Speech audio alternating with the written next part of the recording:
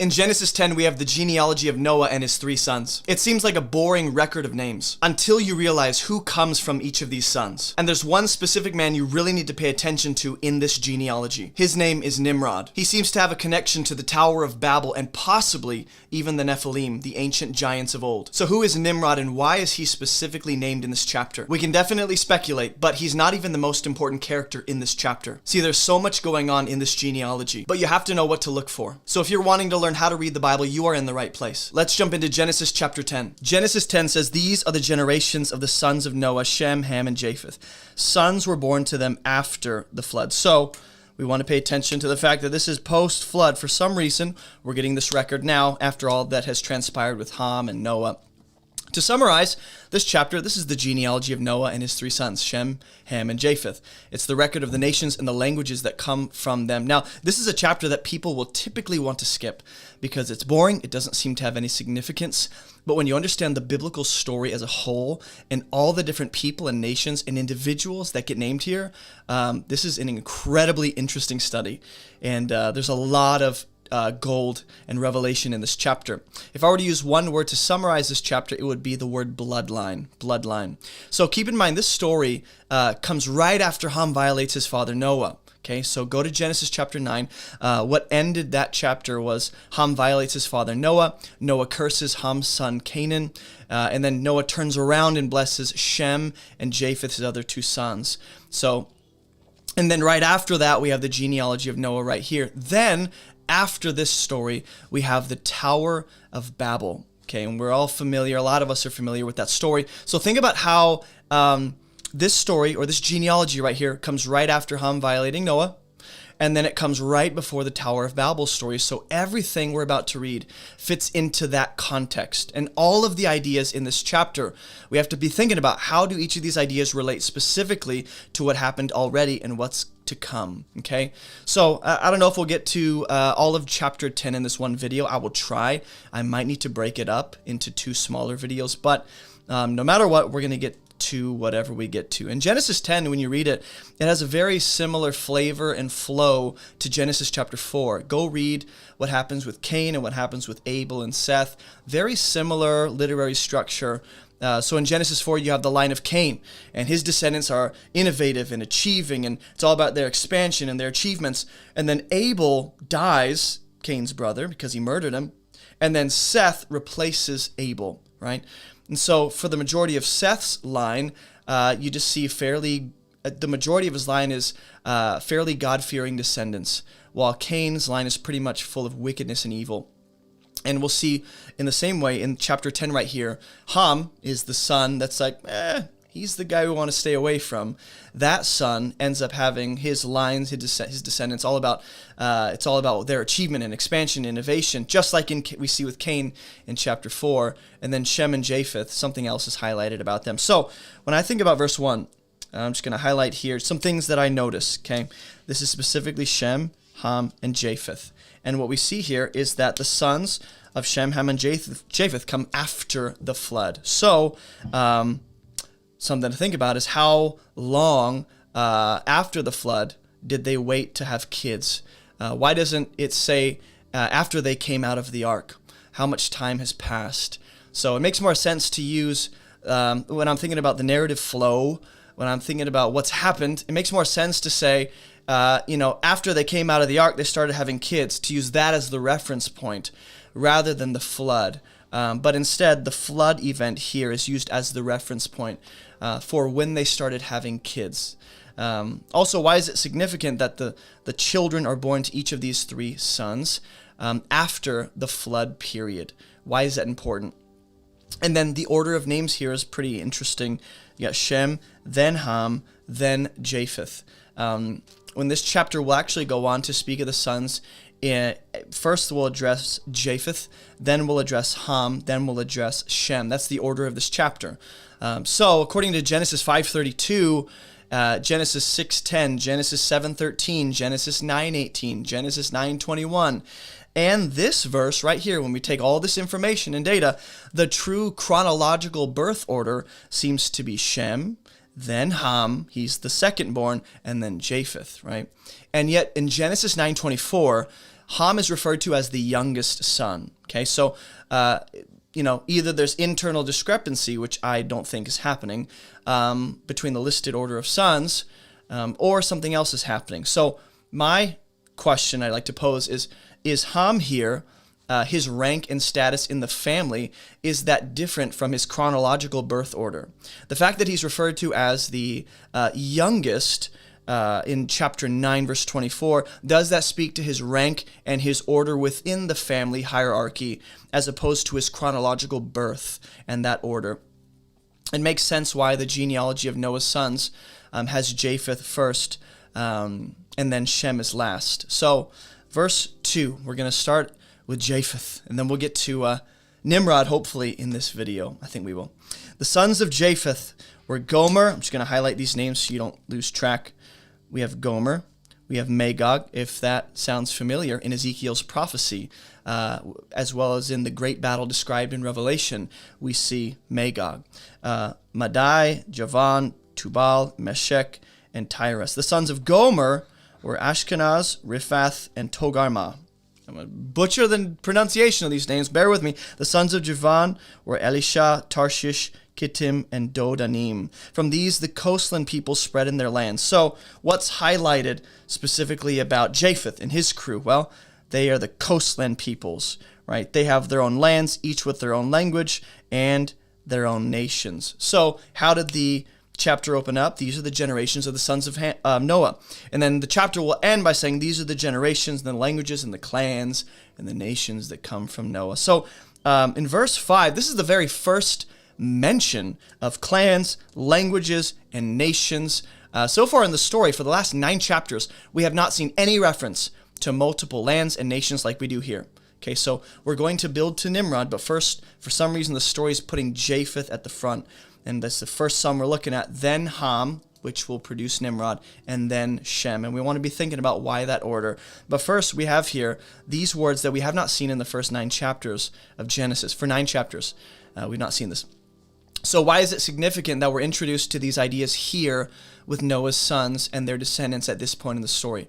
How is this concept of multiple nations and languages different from what we've experienced so far in the last 9 chapters of Genesis?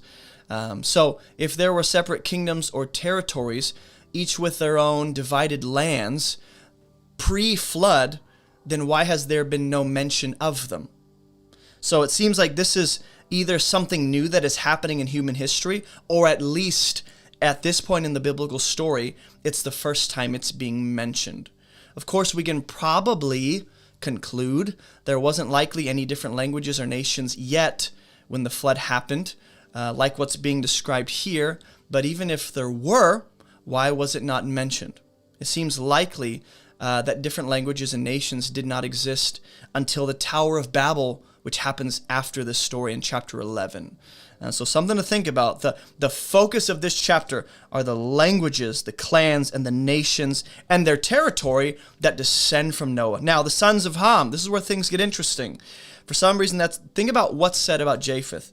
Just the coastland peoples and the nations that come from him. Now I'm going to use a blue color to highlight Ham.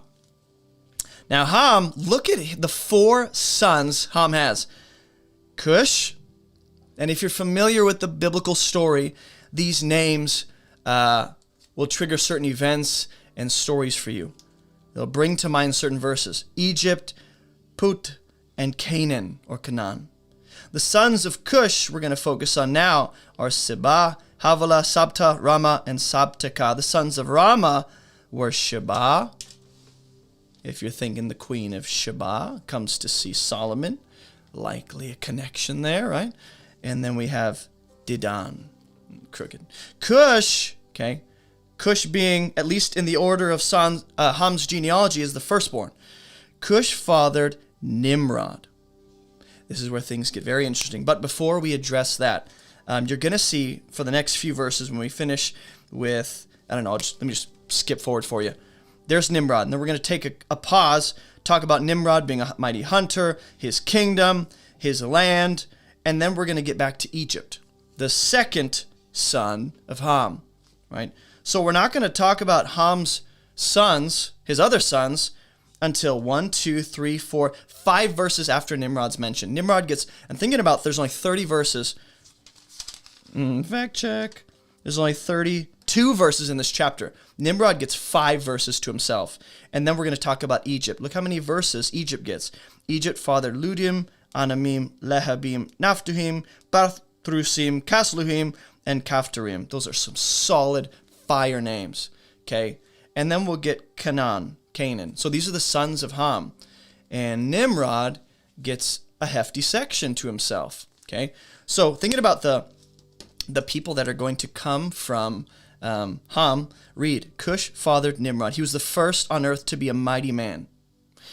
We're going to talk about this. I'm going to highlight some things about Nimrod. He was a mighty man. He was a mighty hunter.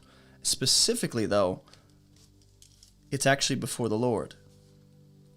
Therefore, it is said, like Nimrod, a mighty hunter before the Lord. This is actually in the sight of and in the evaluation of God. The beginning of his kingdom was Babel. You should think Babylon, Erech, Akkad, and Calneh in the land of Shinar. You're looking at the region of Babylon there. From that land, where does Nimrod go? He goes into Assyria, builds Nineveh.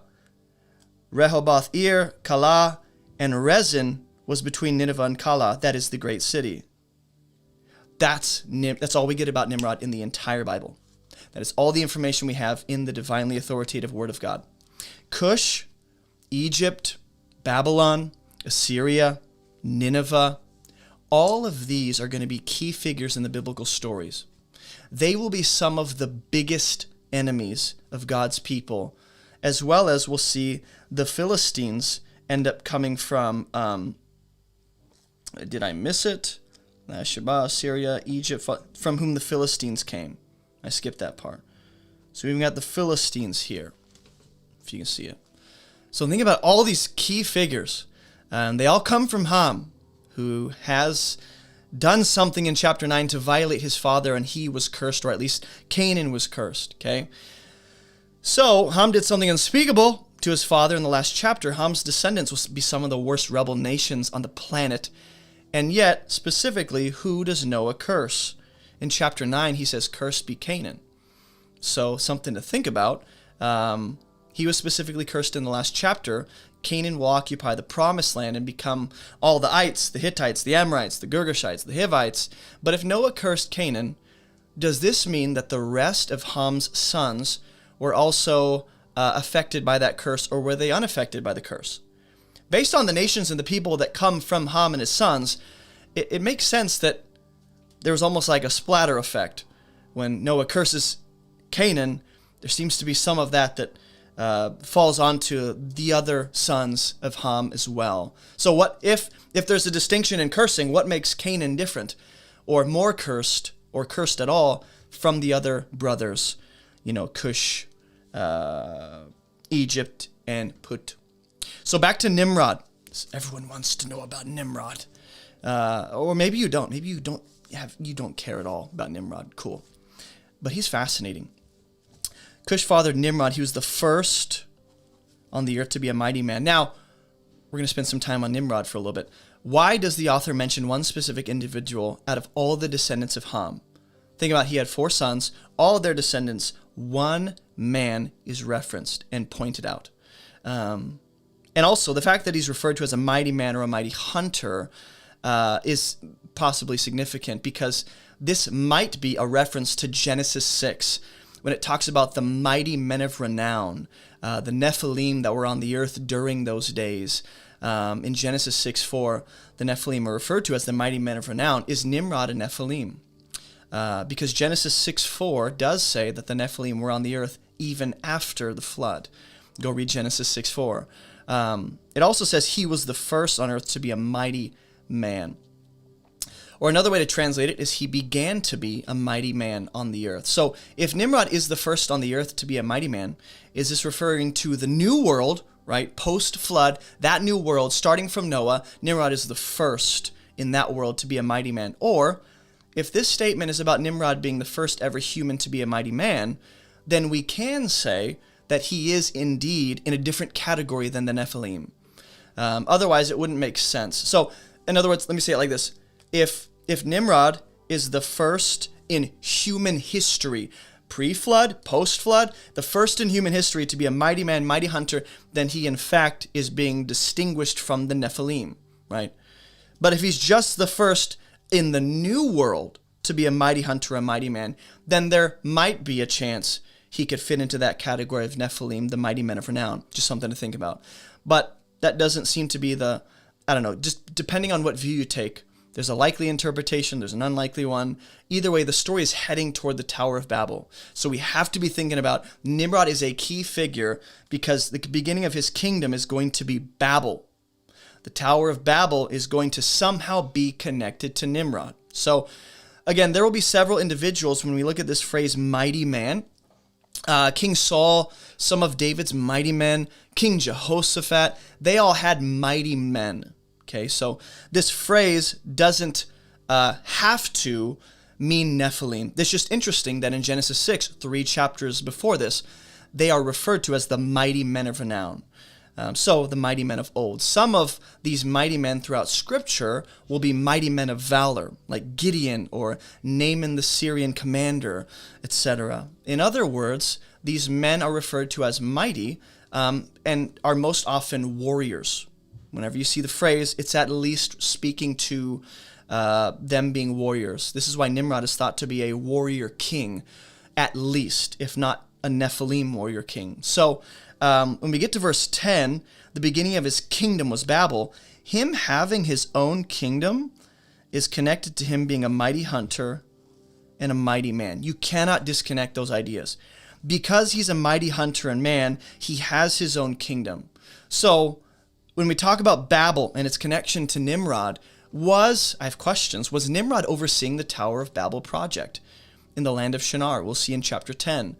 He's not specifically named in that chapter at all, but the fact that he's listed here as his kingdom started with Babel, and then the next chapter is the Tower of Babel, might indicate to us he oversaw and spearheaded that project. Are we to see him as part of that? Very likely.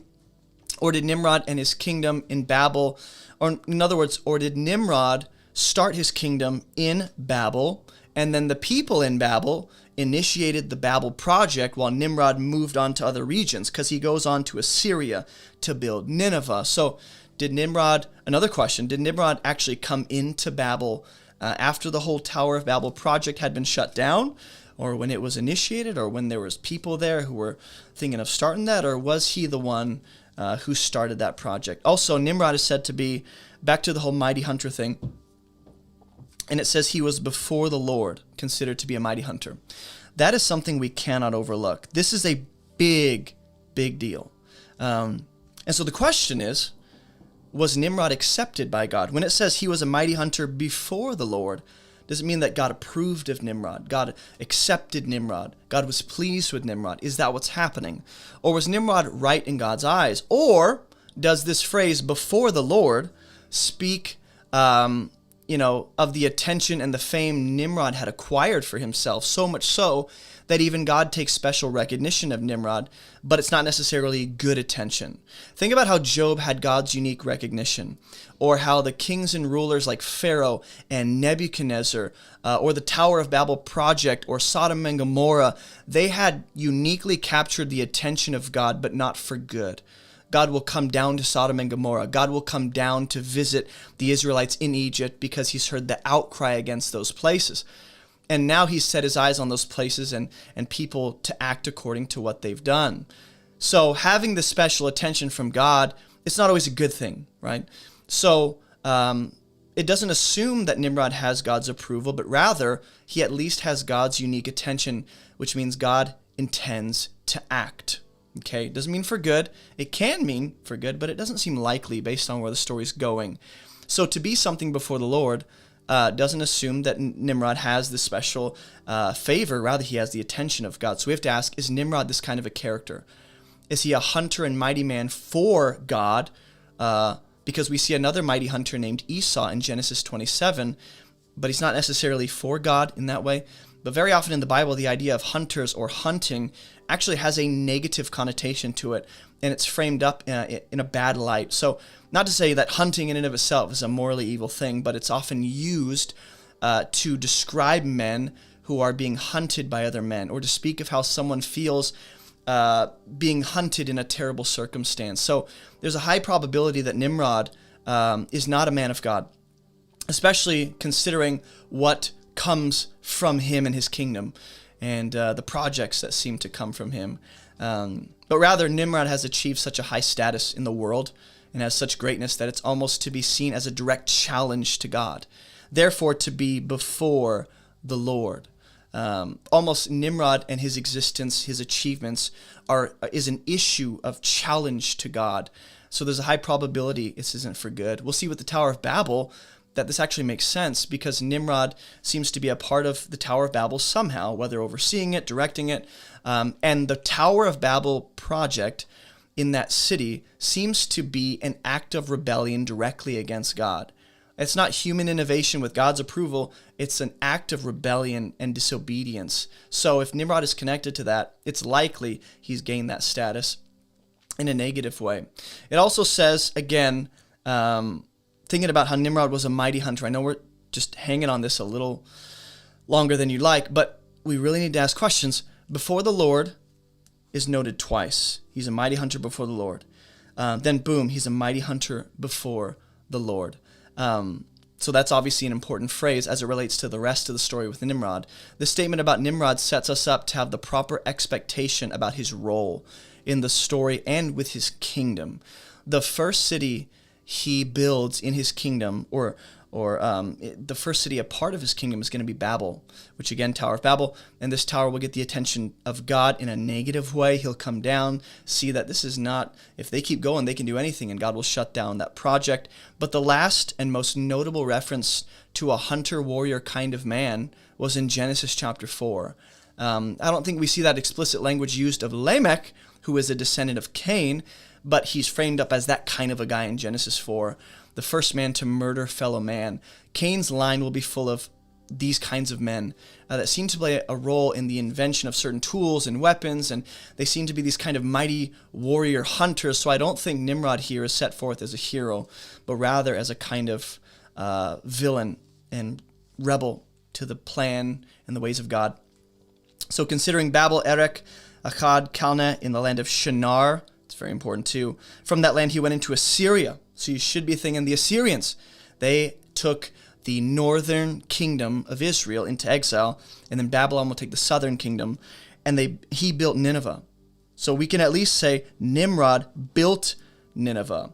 So he's said to have built Nineveh, but it doesn't say he built the first four cities.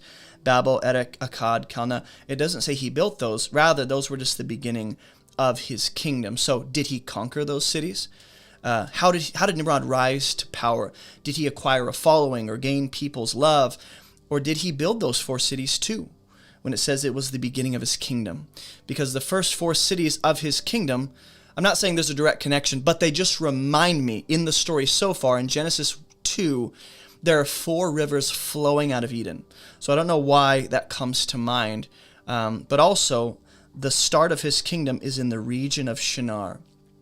And we'll see that place, that region referenced in Daniel's story when he's taken captive to Babylon. Babylon is in Shinar, that's the region. So considering the role that Assyria will play in the biblical story, what does it tell us about Nimrod? That he had a role to play in the origins of Assyria and Babylon. These two nations will be key figures, key enemies throughout Israel's history. And he builds four cities in the Shinar region, which is going to be Babylon. And then he's going to build three cities in Assyria, which is going to be the nation that takes the northern kingdom of Israel captive. Think about what Israel or Assyria and Babylon do, and how developed, I have some questions, how developed were these regions and nations when Nimrod got there? How developed were they? We can't say for sure, but just something to think about. Considering how the genealogy of Noah's sons is framed up as the origin story of all the nations and tribes that come from them, it would make sense to see Nimrod as a key figure in the formation of these nations. So that would be a huge issue. These kingdoms, these cities, these nations will be a huge issue for the nation of Israel at times. Also thinking about Nineveh here, Nineveh will be referred to as the great city in the prophet Jonah. But here, the great city seems to be Kala. Unless it's calling back to Nineveh. But just something to think about. God will refer to Nineveh as that great city, and we'll see other places referred to as great cities as well. The focus will shift from Nimrod and Cush and his descendants, and the story will continue with the descendants of Ham, but shift to Egypt. And when you hear Egypt, you should think of the Exodus story. You should think about how Egypt is one of the big enemies to Israel at times. How Egypt had them enslaved and abused them. So now, thinking about the nations that come from Ham's line, we have Egypt, we have Babylon, we have Assyria, all descending from Ham. Most of the key enemies of Israel descend from Ham, and Noah cursed Ham's son Canaan, but it seems as though that curse had a splatter effect on the other sons as well. Egypt fathered Ludim, Anamim, and then it says that from Casluhim, the Philistines came, and Caphtorim. So, a lot of cool names. If you're looking for a dog name, there you go. You got a bunch. Consider what the story so far has focused on when it spoke of Cush. It spoke of Nimrod. It spoke of his conquests, his mighty power and reputation, his achievements, his kingdom. Nimrod was the focus of Cush and all that he did. But with Egypt, you don't get that. The only notable thing is that the Philistines end up coming from his line. So now we have the Egyptians, the Philistines, Babylon, Assyria, Nineveh coming from the line of Ham. Thinking about the connection between these nations, where in the biblical story do you see these nations overlapping? If they overlap here as coming from Ham, let's think about where else in the scriptures we see them overlapping. Think about each of them and what we know, what they're most known for. But back to the comparison between Egypt, who is the second-born of Ham, and then Cush, the firstborn of Ham. Thinking about the comparison between them, what does the story emphasize about both of them? With Cush's genealogy, it's all about what Nimrod did. With Egypt, it's just, hey, the Philistines come from him. and we'll see with Canaan in verse 15, Canaan doesn't get that much airtime like Cush and Nimrod did. Canaan fathered Sidon. I mean, my goodness, we're getting some big names. And if you're not familiar with the biblical story, you're a new believer. As you read through the Old Testament, you'll see these names come up a lot. His firstborn, and Heth, the Jebusites, Amorites, Girgashites, Hivites, Archites, Sinites, Arvadites, Amorites, and the Hamathites. Afterward, the clan of the Canaanites dispersed. So, for Canaan, and just look at what he says, and the territory of the Canaanites extended where? From Sidon, in the direction of Gerar, as far as Gaza. And then the rest of verse 19 will explain where else. But before I get there, for Canaan, his genealogy is framed up a little differently. Right? Cush, it's about what he did, his descendants accomplished. With Egypt, it's like, the Philistines came from him. With Canaan, however, his genealogy is about the tribes and nations that come from him. Not the individual sons like with Egypt's genealogy. Like these are Egypt's sons. These are Canaan's, the tribes that will come over the years from Canaan and his descendants. Here they are. So, for example, it doesn't use the personal names of Canaan's sons, but rather speaks of the Amorites, the Girgashites, the Hivites, the Archites, the Sinites, and the focus is on their land and their territory. So for Cush, it was about his main descendant Nimrod, the territory of his kingdom. For Egypt, it was about, hey, the Philistines come from his line. But with Canaan, it's about the tribes and nation clans that are generally referred to as the Canaanites. When you hear Canaanites, that's not just one tribe. That separates into a bunch of different separate little tribes and clans and nation entities. So the Canaanites captures all these different tribes that descend from Canaan. So there was no mention about the boundaries. When we think about what's being emphasized in each of these sons, there was no mention about the boundaries of the territory of Egypt's sons. So it's just interesting that the story emphasizes something different about each of Ham's sons. With Cush, it's Nimrod. With, I know I'm repeating myself, with Egypt, it's, the Philistines. But with Canaan, it's about the territory boundaries. So if you notice, Ham has another son. And you're going, what are you talking about? Well, if you go back to the beginning, the sons of Ham were Cush, Egypt, Put, and Canaan. So right after we talk about the Canaanites, as far as Gaza, in the direction of Sodom and Gomorrah and all these different places that the Canaanites occupy, we know as the Promised Land. Gomorrah, Admah, Zeboim. So, I mean, look at the people. Look at the territory. That's Sodom and Gomorrah. As far as Lasha, these are the sons of Ham by their clans, their languages, their lands, and their nations. What do you mean these are the sons of Ham? No, we're missing one. We got nothing about Put. We got Cush, we got Egypt, we got Canaan, we got nothing about Put. So, why leave him out? Why mention nothing about his genealogy? Is there, we have questions. Is there possibly the chance he had no kids? Or is there something else happening? The son I'm referring to is Put. It's just interesting he's mentioned in the beginning and then nowhere else in Scripture. We know nothing about him. Just like we saw, well, let's go to Shem. Now we've looked at the son of Noah, Japheth, and the son of Noah, Ham. Now we're looking at the last and the firstborn son of Noah being Shem. Shem, which literally just means name in Hebrew. To Shem also the father of all the children of Eber. The elder brother of Japheth, children were born. Now, of course, the reason we get genealogy is so we can trace the Messiah and his lineage back to the very beginning. But there's also some other interesting things happening within these genealogies. So just like we saw in verse 5 with Japheth's genealogy, we're seeing the land, the languages, the tribes, and the nations that come from Ham in the last section. And now, right here, we're going to see the tribes that come from Shem.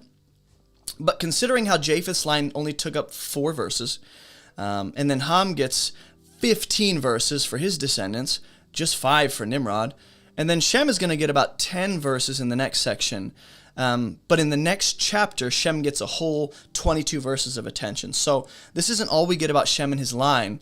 Just know that. We're going to, as we see at the end of the Tower of Babel story in chapter 11, we'll get a lot of information about Shem and how Abraham comes from him. So the structure of the sons' genealogies seems to reflect the structure that we see in Genesis 4 and 5.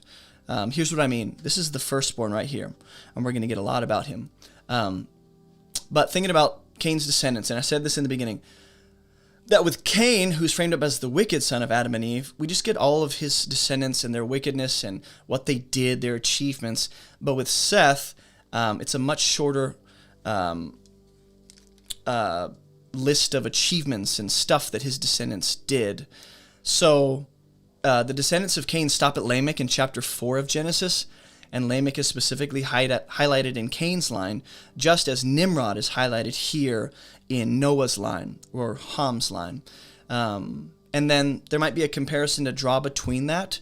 I just want to note that. I don't know what else to say about that. But one man is highlighted here in Shem's genealogy, just like Nimrod was highlighted in Ham's genealogy. There's one man highlighted here, and his name is Eber. Eber, the elder brother of Japheth is Shem. Children were born to him. So Shem is known as the father of the children of Eber, which means it is significant not just that Eber comes from him, but that the children of Eber come from Shem. So specifically, Eber's descendants are in focus, and that's what matters.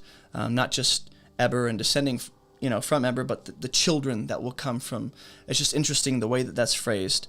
For some reason, this is what Shem is known for. Oh, you mean Shem? He's the one who fathered the children of Eber, as if to be a significant thing. The sons of Shem, Elam, Asher, Arphaxad, Lud, Aram, the sons of Aram, Uz, Hul, Gether, Mash. Arphaxad fathered Shelah. Shelah fathered Eber. Back to this Eber fella. Probably saying his name wrong. Eber. However you want to pronounce it. To Eber were born 2 sons. Now watch this. The name of the one was Peleg, and then his brother's name was Joktan. What we're told about Shem's line is that he fathers the children of Eber, meaning Eber's a big deal, descending from him is a big deal, but also Eber has 2 sons named Peleg and Joktan, and during the days of Peleg, the earth was divided. That's interesting. Joktan fathered Almadad, Shalef, Hazarmath, Jerah, Hadaram, and then you get a bunch of names about their territory. Havilah, you should go back to Genesis 1, Genesis 2.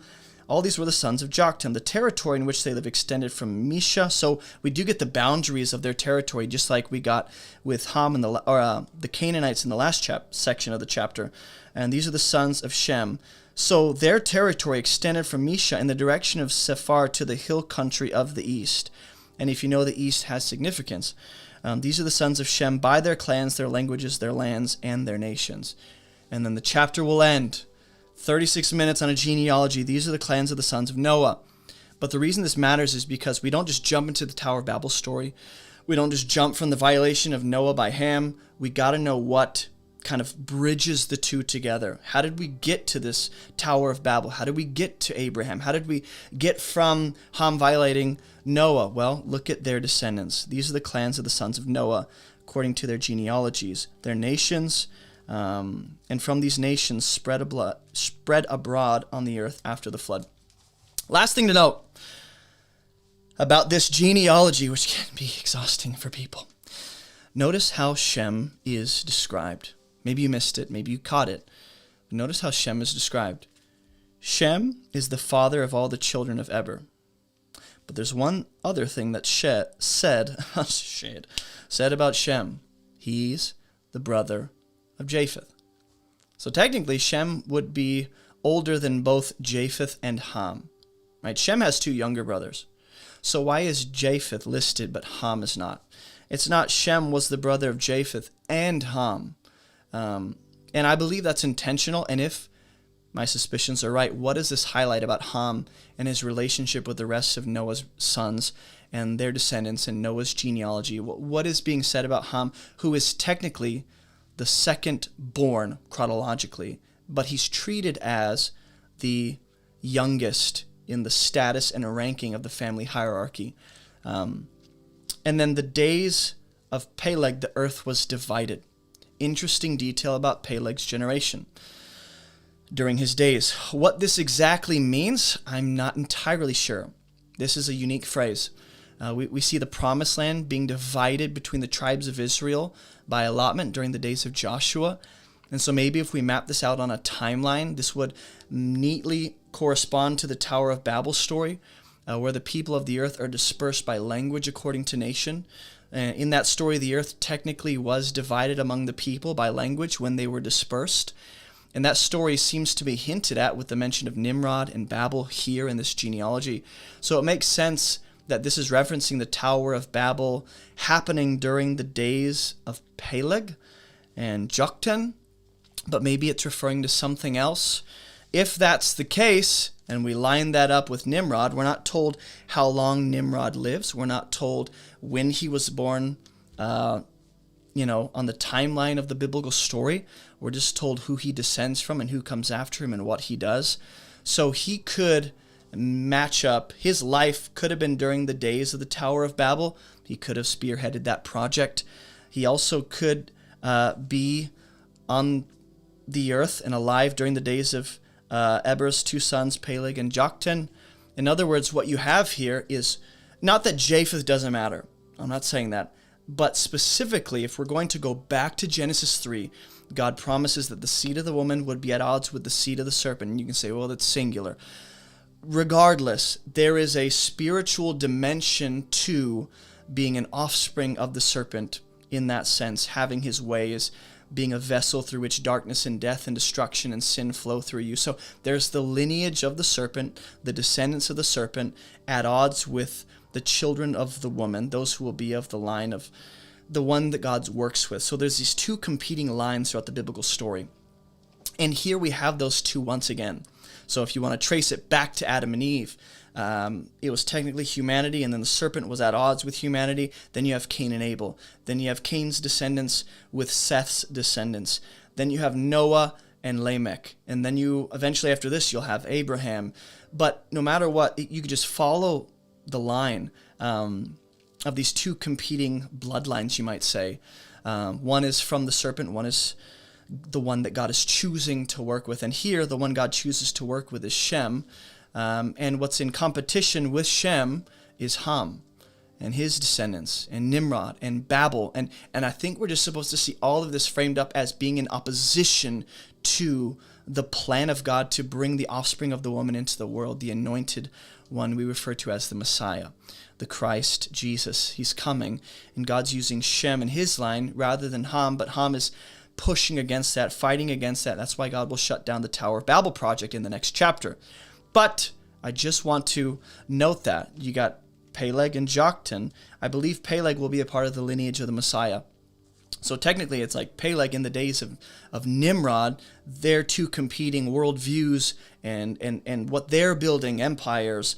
And then you have, God choosing to work with Peleg. But let's not lose track of the macro story, which is that God is going to bring the seed of the woman to crush the head of the serpent. But along the way, the serpent will use vessels and nations and kingdoms to push back against God's ideals. So that's just the story of our life, is as we follow Jesus. Here's the application from the genealogy. This does lead to Jesus. But as we follow Jesus, there will always be competing voices, competing narratives, competing worldviews, people, things, demons, spiritual forces that are pushing against and fighting against what God is wanting to do through us to establish and advance his kingdom in the earth. That is just the way it is. It's how it's been from the beginning, and it's how it will be until Jesus comes back. The ever-flowing current of the enemy pushing against what God wants to do in the world. That's why we're to live countercultural. So let us not be like Nimrod. Let us be like the children of Eber. And actually, if you go back to chapter 4, in the days of Seth, fascinating correlation I didn't think to make, but in the days of chapter 4, it says, at the time when Enosh was on the earth, who came from Seth, people began to call upon the Lord. During his generation, that's what's happening. Alongside, you'll start to see Cain and his wickedness expanding beyond the cities and multiplying. I think we're supposed to view that as kind of similar to what's happening during the days of Peleg, the grandson of Shem. And what's going on there is that there is a remnant. There are people who are calling upon the name of God, but in the midst of that, it just seems like darkness. It seems like just absolute destruction and death, but God is working in the midst of it. He is the light in the darkness. In fact, darkness is as light to God. That's how bright his light shines. So let us just believe the right voice and follow the right narrative, which is the narrative of God's story and what he's doing in the world. So that's all I got for you. I don't want to ramble on. We will get into Genesis 11 and the Tower of Babel story and how it flows from this genealogy in the next Bible study walkthrough. This was a longer one. I just didn't want to break it up. It just didn't seem like the right thing to do. So I apologize for the longer rant. That's all I got for you. I'll see you guys in the next Bible study walkthrough. In Genesis 11, we're told about the Tower of Babel. What many people do not know is that this human project was not just a tower. It was much, much more. So what was humanity really trying to do in this story, and why did God shut it down? And is this something humanity is trying to replicate in our modern day? To answer these questions, we need to understand how this story uses key phrases that intentionally link us to other events in Scripture. If you want to learn how to read the Bible, you are in the right place. Let's jump into Genesis chapter 11. Tower of Babel. Now the whole earth had one language and the same words. And as people migrated from the east, they found a plain in the land of Shinar and settled there. And they said to one another, "Come, let us make bricks and burn them thoroughly." And they had brick for stone and bitumen for mortar. And then they said, "Come, let us build ourselves a city and a tower with its top in the heavens, and let us make a name for ourselves, lest we be dispersed over the face of the whole earth." Notice the contrast between the heavens and the earth. To summarize this chapter, mankind unites in the region of Shinar to build a city and a tower as a monument to their name, but God shuts down the project by confusing their languages and dispersing them across the land. Then contrasted with that at the end of this chapter, we have Noah's son Shem and his genealogy, which leads us straight to Abraham and his story, Father Abraham. If we were to use two words that summarize this whole chapter, I would use two words being two kingdoms. Two kingdoms represents this entire chapter, as we've seen very frequently throughout the last 10 chapters of Genesis. Some key words to pay attention for, then we'll jump into the text. The word one, language, speech, or words. Earth, build, make, confused, settle, generations, years, fathered, sons and daughters, and died. What a word to end on. So back to verse 1, I have some questions to ask, some connections to make, and this story will hopefully become much clearer to you, and you'll see this from a different perspective, and you'll see things you've never seen before. That's my hope. So it opens with, now the whole earth had one language and the same words. Immediately, I want to think, this is coming in straight from the genealogy of Noah and his 3 sons. So why does this story open with the fact that the whole earth had one language and the same words? Think about how this comes right after Noah's 3 sons and their genealogy in the last chapter, and how the next chapter, chapter 12, is going to be about God choosing Abraham, working with him as the patriarch of our faith. It also says they had one language and the same words. So is the language emphasizing something different than the words or are they speaking of the same basic fundamental idea? Because words are spoken in a language. A language assumes words. So the verse could have just stopped at language. The whole earth had one language, and it didn't need to tag on this unnecessary extra statement about the same words, right? It seems unnecessarily repetitive. So possibly there's something different being emphasized with the words as opposed to the language. And a question I have is that what's actually taking place here? Something minute that you think is unnecessary to even notice, but I think it's actually really important. Also, verse 2 says, and as people migrated from the east, they found a plain in the land of Shinar and settled there. So why are they migrating from the east? What was the issue with living in the east? How long did they live in the east until humanity collectively, or at least as a majority, decided to come together and move? Also, what caused this big move away from the east? Think about what the east has represented so far in the story of Genesis up to this point. Also, considering Noah's genealogy, where does this event take place along the timeline of each of Noah's sons and their descendants? Why aren't any of their individual descendants highlighted in this story, or even said to be a part of this migration and the project that we're about to see, being the city and the tower in the land of Shinar? Why don't we see any single descendant pointed out and highlighted? Unlike in chapter 10, we see one of Ham's descendants coming from his son Cush, and his name is Nimrod, and he's highlighted as a key figure connected to the Tower of Babel, I believe. So notice how the people are migrating from the east and finding a region to settle in. Specifically, there's a plain they choose in the region of Shinar, which should, if you're familiar with the Old Testament, if I can talk today, that should, link you to Babylon, because Babylon is in the land of Shinar and all that Babylon does with Israel. So if they're coming from the east, then they're coming from the direction of exile and separation from God, because east notes being sent further and further from the Garden of Eden ideal, where man is in relationship with God, right? So typically, the east is understood in ancient Hebrew thought throughout the Bible as being noting separation and exile from God.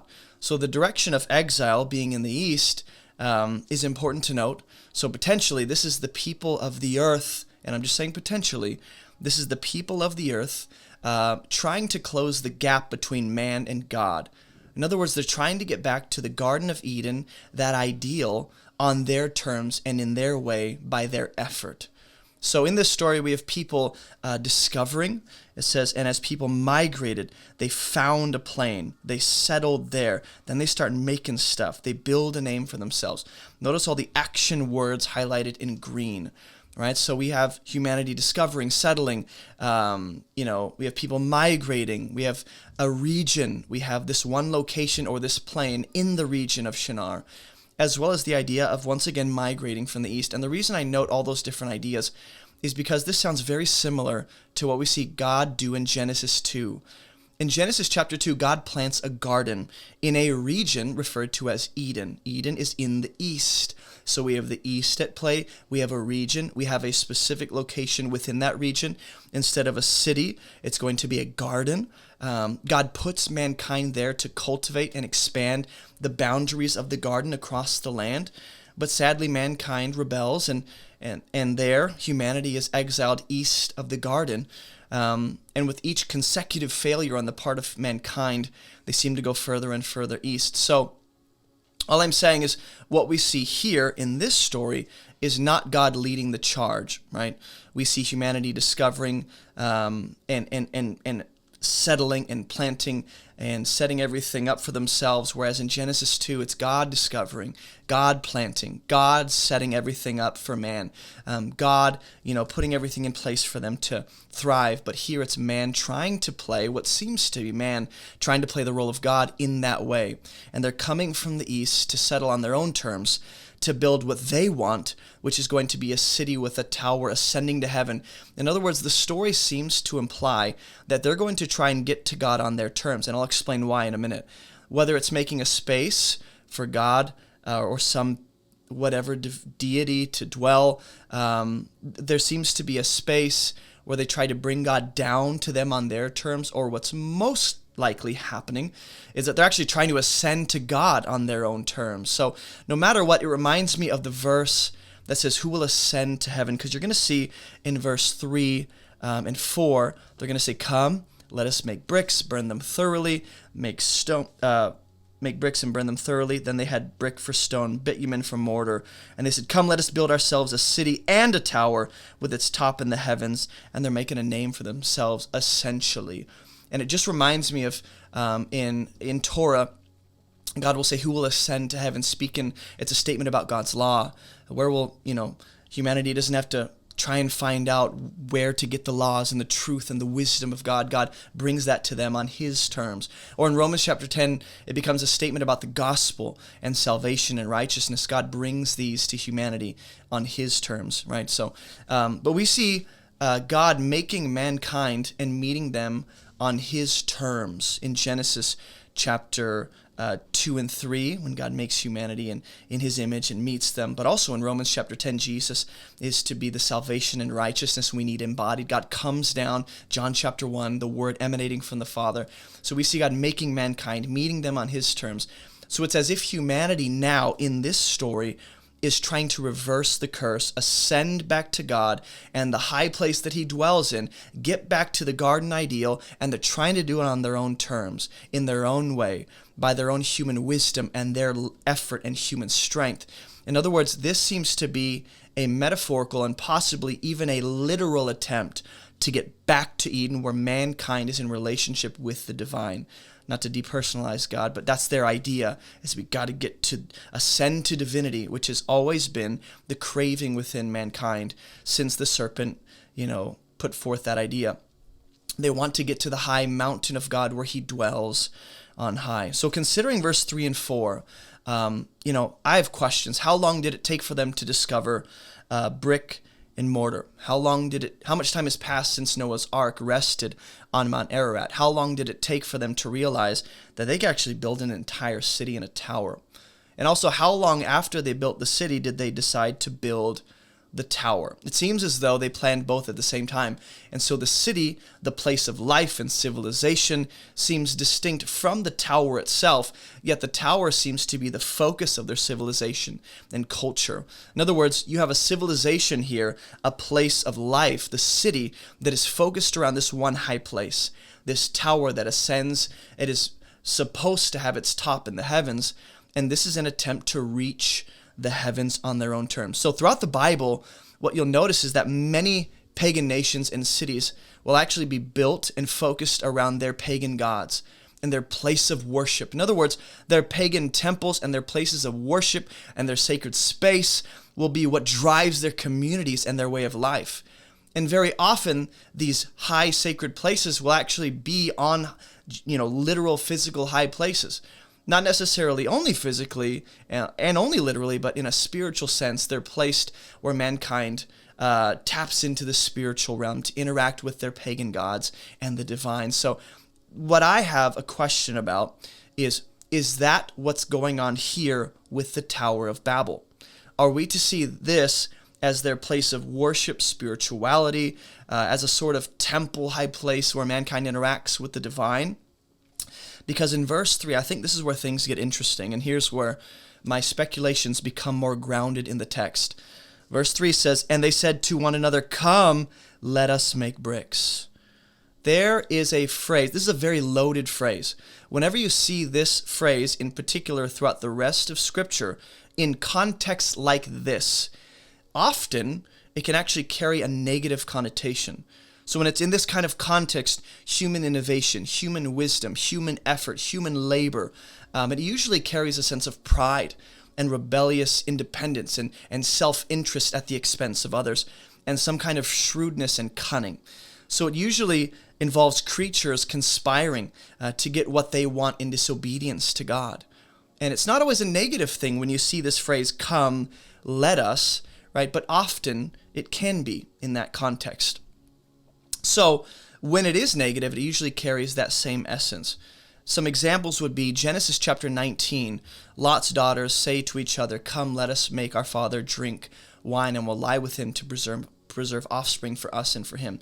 Genesis 37:27, Joseph's brothers say, "Come, let us sell Joseph to the Ishmaelites and make money off him." Exodus 1:10, Pharaoh actually says, "Come, let us deal shrewdly with the Israelites and abuse them and enslave them and use them as a labor force to build our cities." Jeremiah 18:18, the Jews say, "Come, let us kill Jeremiah."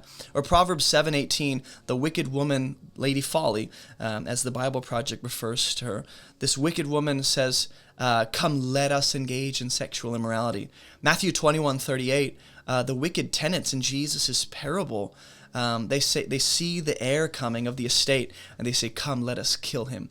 Or in Genesis 16, with Abraham and Sarah dealing shrewdly with Hagar, their Egyptian servant.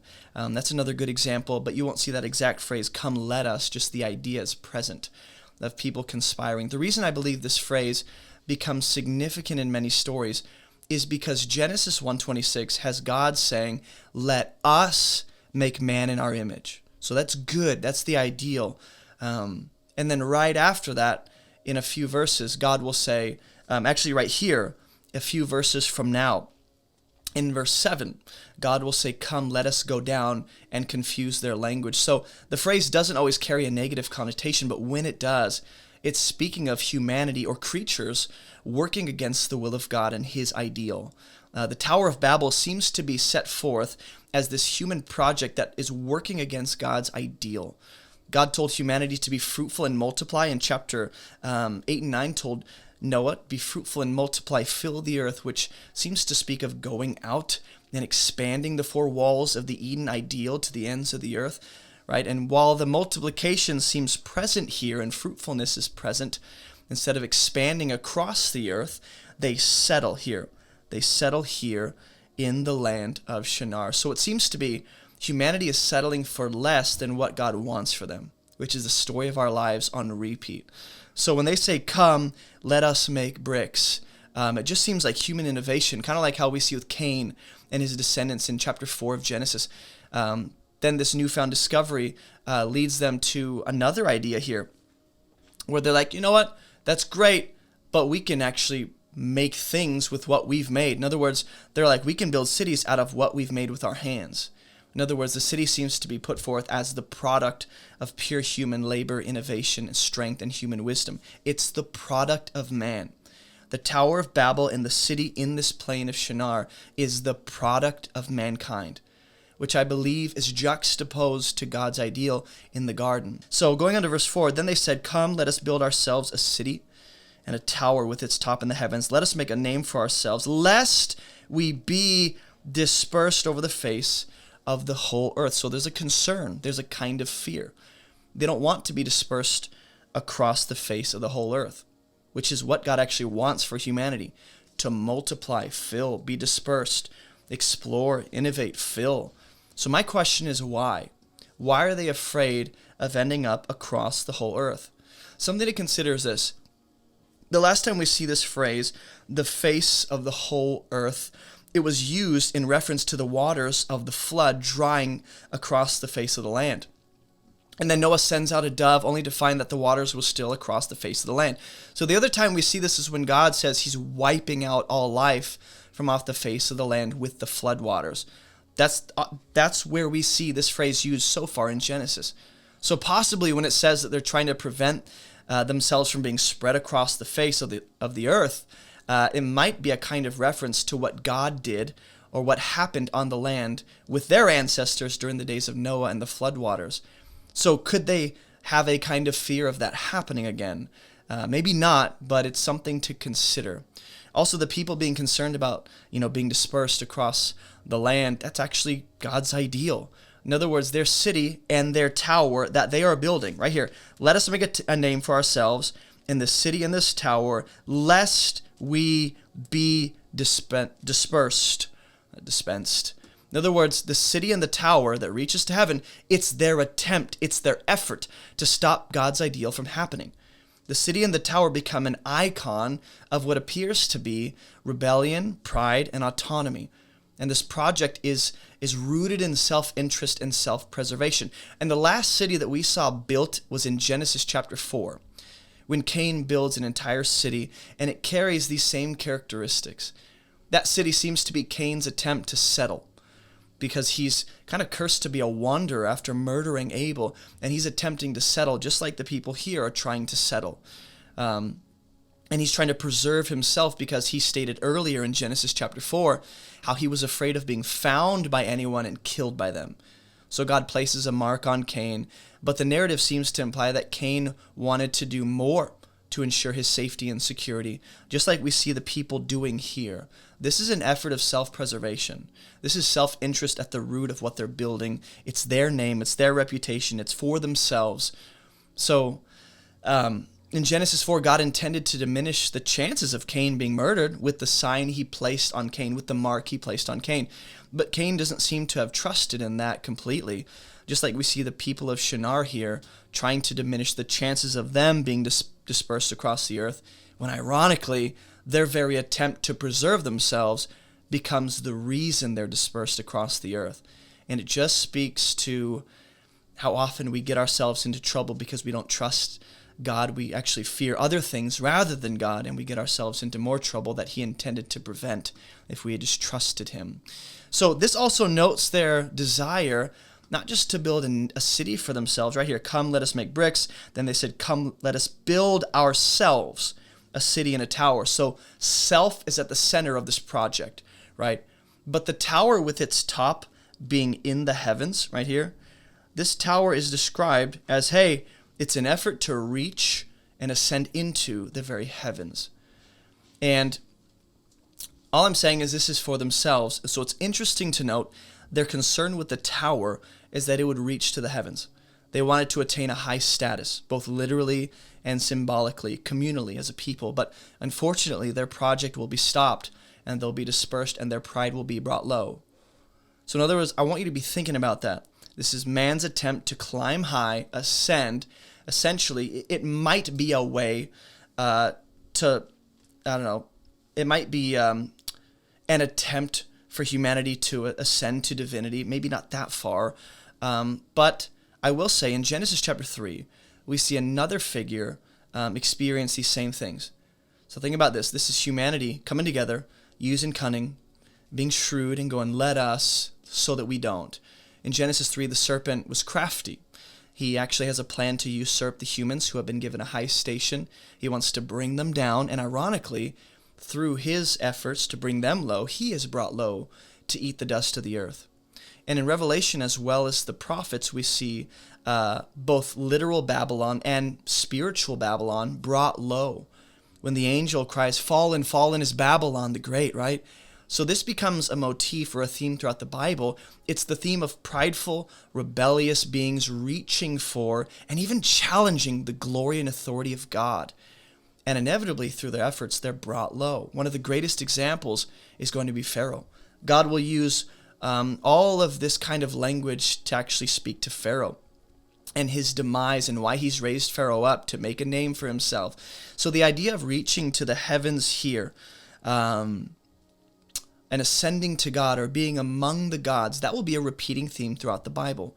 And with each attempt, whether it's King Nebuchadnezzar or Pharaoh or Israel themselves or any nations coming against Israel or the sons of God or king, whoever it is, the serpent, God brings them low when they try to climb higher than their station, what God has given them to enjoy. So Cain's city in Genesis 4 seems to be one of the first communal human examples of this kind of high, lofty fall, because with pride comes the fall. Also, I have a question just about this. Let us make a name for ourselves.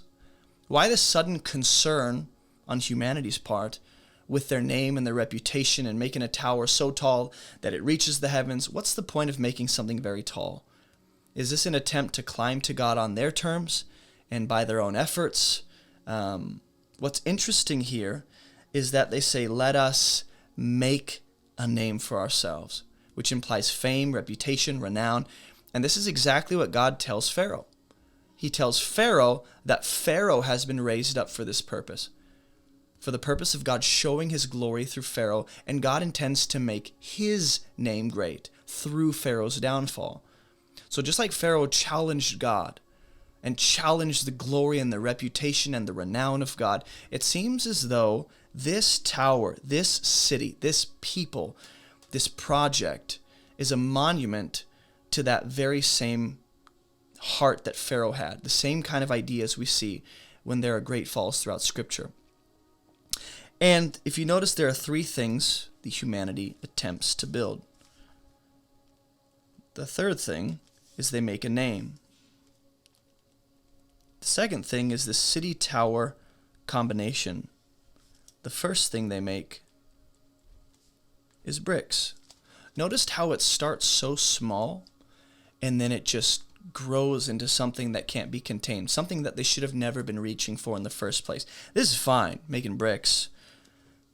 And then it's fine making stuff with the bricks that God has allowed you to discover. Making cities, making towers is fine. But the fact that you want to make a name for yourself almost as a challenge to God and his ideal and his ways and his glory, now that's where you're reaching a little too far. And we see this in Genesis 3, when Adam and Eve reach for, what is it that prompts Eve to reach for the fruit once and for all? It's because she sees that it could make one wise, because the serpent said, you can be like God, knowing good and evil. So when she saw that it could make me wise, I could be my own God, I won't need God, she reached for it. And so there is this inherent desire within humanity to want to be their own gods on their terms, run their own life, pilot their own destiny. When God says, you got to see these things and understand that they fit into a proper context. You have to see these things for what they are and against the backdrop of what's appropriate. God is in control. He's sovereign. He's in charge. So they try to make three things, and there's progression to this. Human innovation, fame even, skill, reputation, making a name for yourself. With each little bit of achievement and success and possessions and glory that people find themselves in, it slowly morphs into something more. I want more. I want more. There's a power grab for more with each step along the journey of achievement and human innovation and success. So we got to guard ourselves against that and be very vigilant. That is a very present reality and a very real temptation. So we're going to see how God responds in the next video. So I encourage you to watch that. Let me know your thoughts, questions, comments in the comments below, and I'll see you guys in the next Bible study walkthrough. In Genesis chapter 11, we're told about the Tower of Babel. But what was humanity really building, and why did God shut it down? And how does Nimrod, the ancient warrior of old, connect to this specific story? In order to understand what's really happening, we need to know how this specific chapter connects to the story of the Exodus. Once you see that, everything will make sense. If you want to learn how to read the Bible, you are in the right place. Let's jump into Genesis chapter 11. It says, now the whole earth had one language and the same words. And as people migrated from the east, they found a plain in the land of Shinar, and they settled there. And they said to one another, come, let us make bricks and burn them thoroughly. And they had brick for stone and bitumen for mortar. And then they said, come, let us build ourselves a city and a tower with its top in the heavens. And let us make a name for ourselves, lest we be dispersed over the face of the whole earth. And the Lord came down to see the city and the tower. And this is where we'll officially park it and start in this chapter. Verse 5, the Lord comes down to see the city and the tower which the children of man had built. So in this chapter, just to summarize, mankind unites in this region of Shinar to build a city and a tower as a monument to their name, but God shuts it down very quickly by confusing their language and dispersing them across the earth. And then contrasted with that, at the end of this chapter, we have Noah's son Shem and his genealogy, which leads us straight to Abraham and his story. And so this chapter seems to be about two competing kingdoms. So the two words I would use to summarize this chapter would be two kingdoms. Some key words to look for: the word one, language, speech, words; earth, build or make; generations, confused, settle or settling; years, fathered, sons and daughters, and died. Now verse 5 says, the Lord came down to see the city and the tower which the children of man had built.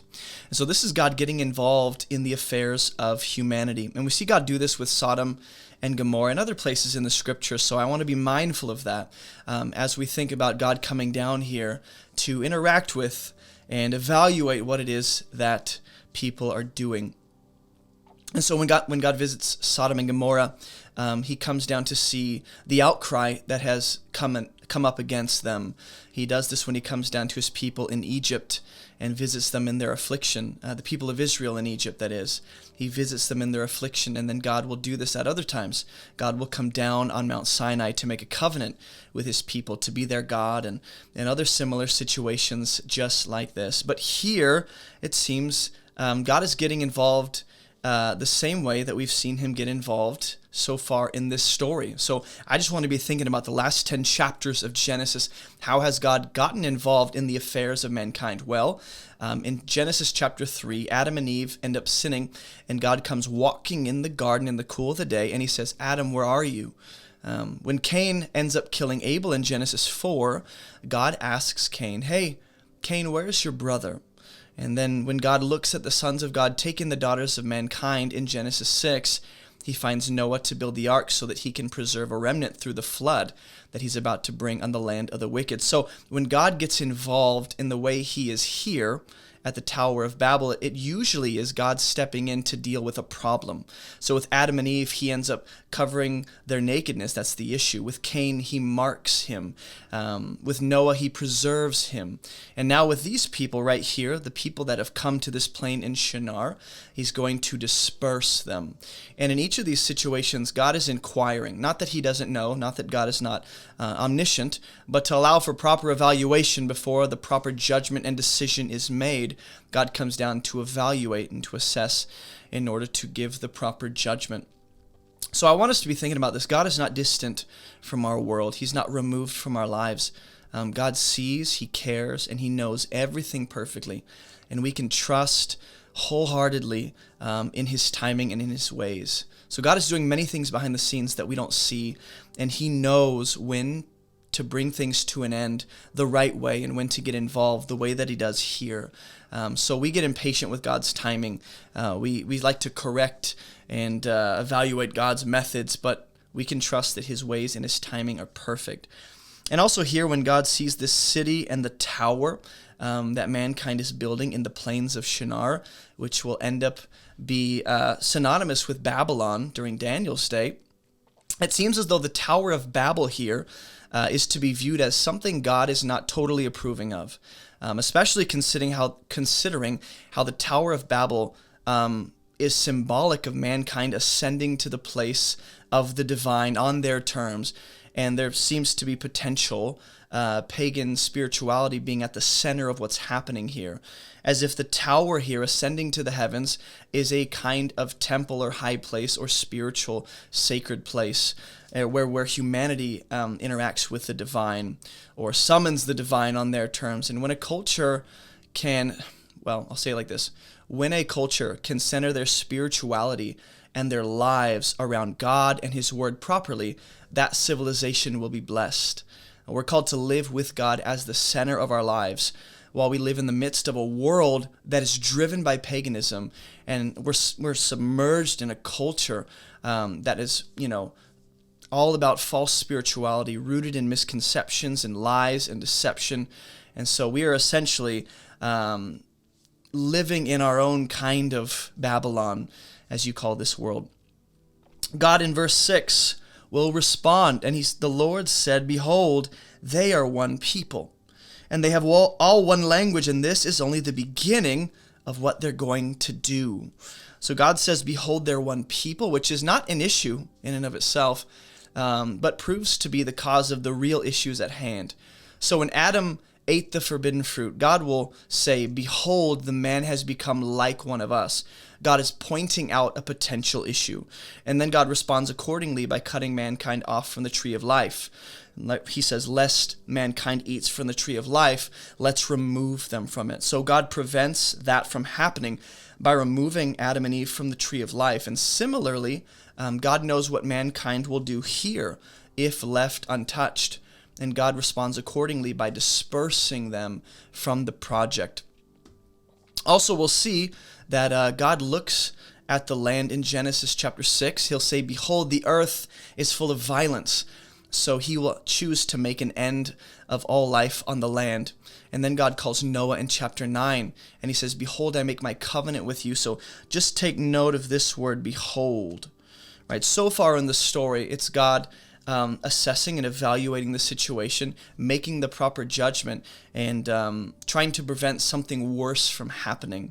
So each time we see this, God is making a divine decision about what needs to happen and how he should respond. And God is responding not only to the oneness here, "Behold, they are one people," but he's responding to what is being produced through their oneness as an expression of human achievement. So if these people can be so united that it gets God's attention, how much more should we, as the church, live filled by the Spirit in unity with one another to advance the kingdom of God? So in other words, if the world can achieve this kind of unity in opposition to God seemingly, then what can we, having godly unity with each other, accomplish when in partnership with God? And then God says they're one people, and the language is also emphasized, which gives you a taste of what God is going to do to deal with this. God says they're one people, so we have to ask some questions. Are these people a mixture of, the last chapter gave us Ham, Shem, and Japheth, and their descendants? So we got all three of Noah's sons' genealogies. And then right after that, we have the Tower of Babel story. And so we have one people, one language. Right after, Genesis 10 ends by saying all the nations and the languages came from Noah and his sons. So are these people a mixture of Ham, Shem, and Japheth's descendants? Are we to view these as all the people of the earth that came from Noah's sons? Are these only the sons of Ham? The reason I ask this is because in chapter 10, we're told about Nimrod, right? And Nimrod descended from Cush, who was a son of Ham. And Ham did something to violate his father in chapter 9. So Ham is kind of like the bad child of the three. And Nimrod comes from him. And we're told that Babel, the plains of Shinar, where Babel, the city and the tower will be built, Babel was the beginning of Nimrod's kingdom. Then right here, God says, if I go right here, this is only the beginning of what they will do. Human innovation, human achievement. Look at this, the beginning of what they'll do. Nothing they propose to do will now be impossible for them. Well, in chapter 10, with Nimrod, it says Babel was the beginning of his kingdom. And then right here, this is about the beginning of what they can do, which is why God has to bring a stop to it. But the problem with innovation, or the problem is not, rather, innovation here. The problem is not achievement. The problem is not even fame and making a name for oneself. The problem is the motivation, the intent, the heart behind these things, as well as the end goal of these things. So God is not against human achievement and progress and expansion and innovation and a degree of fame and progress and success. God is against these things when they're opposing his kingdom, when they're in opposition to his will, and when they're fighting for his rightful place in the hearts and lives of people. We really need to be cautious of this. And we're actually told that Nimrod had a connection to Babel again in chapter 10. So it is likely, not absolute fact, but it is likely that Nimrod is possibly overseeing this project. Then, as they're all dispersed, after God disperses them and mixes up their language, Chapter 10 tells us that Nimrod moves on from Babylon and expands his kingdom into other territories and regions. And that's exactly what happens here. So I'll just say it like this. The people want to make a name for themselves. And Nimrod in chapter 10 is a great warrior and had made a name for himself, so much so that he got God's attention, right? And the tower here, the city in Babel in the plains of Shinar, gets God's attention here. So there's a lot of correlation between what's happening here and Nimrod and what's said about him in chapter 10. So it makes sense, if all these connections are indeed legitimate, it makes sense that Nimrod is likely overseeing and leading this project, if not at least involved in what's happening. And then God says, nothing they propose to do will now be impossible for them. Now, for some reason, right here, because they're of one people, of one mind, and one language, so God says nothing will be impossible. Why is that a concern of God's? What is the issue with nothing being impossible for mankind? And then another question is this exaggerated language? Is this hyperbole? Or is this literal? Does God literally mean what he's saying? That nothing at all will be impossible for mankind. No matter what, God foresees where this is going. And it doesn't seem to be anywhere good, which is exactly what we see in the flood story, right? Human violence and evil is only escalating and getting worse, and God brings an end to it, just like he does here. And then something interesting to think about, in the New Testament, Jesus will say, it's hard for a rich man to enter into the kingdom. And then Peter will say, well, then who can be saved? Who can enter in the kingdom? And Jesus will say, well, with man, this is impossible. But with God, all things are possible. He might be subtly referencing this moment or this story. In other words, human effort and human wisdom can only go so far. It can never take us to the presence of God. It can never get us into the kingdom. God can sure bring us into his kingdom on his terms, though. And I make this connection because we see a kingdom here being established. Babel is the beginning of Nimrod's kingdom. He is presumably being the king over this project and this city and this tower. And so we see a king in his kingdom and human innovation, and nothing is impossible for them. And Jesus in the New Testament will say, well, you can't get into the kingdom on your terms. You get in on God's terms, which is to receive in faith what he's done for you. Verse 7 says, come, and this is God speaking, let us go down, and there we'll confuse their language. Something that comes to mind for me is the New Testament will say God is not a God of confusion. And somehow this statement right here and this intent on the part of God has to be reconciled with that. And I think it's very easy, but he says, let's confuse their language so they may not understand one another's speech. So if you go back to the beginning, mankind comes to the plains of Shinar and says, come, let us make bricks. Then they're like, whoa, we can make bricks. Look at what we can make. Come, let us build ourselves a city. Come, let us make a name for ourselves. And God responds by saying, hey, come, let us go down. And the last time we see God say, let us, is when he says, let us make man in our image in Genesis chapter 1. And then we see God say, the man has become like one of us after Adam eats from the fruit. So the question we're all probably wondering, who is the us? Or from God's vantage point, who is the we that he's referring to? Some say the Trinity, Father, Son, Spirit. Others say God has a divine council of sorts, not other gods who are on the same level as God, but other spiritual beings that he's given authority and a degree of influence to rule in the heavenly places. But no matter whatever view you take, we can say these are other spiritual beings that God is most likely speaking to, because who else could it be? And then why does God personally choose to come down? In verse 5, we already have God coming down. The Lord came down to see the city. So now that he's down there, and then he says, come, let us go down, I wonder, aren't you already down there, God? What do you mean, let us go down? The narrative already told us that you are down there. So I think this actually is speaking to the action God is going to take now that things have been properly evaluated and the right judgment has been made. So, why does God choose to personally come down? In what way did he come down? What did that look like? Why did the Tower of Babel and the city demand the personal and direct intervention of God himself?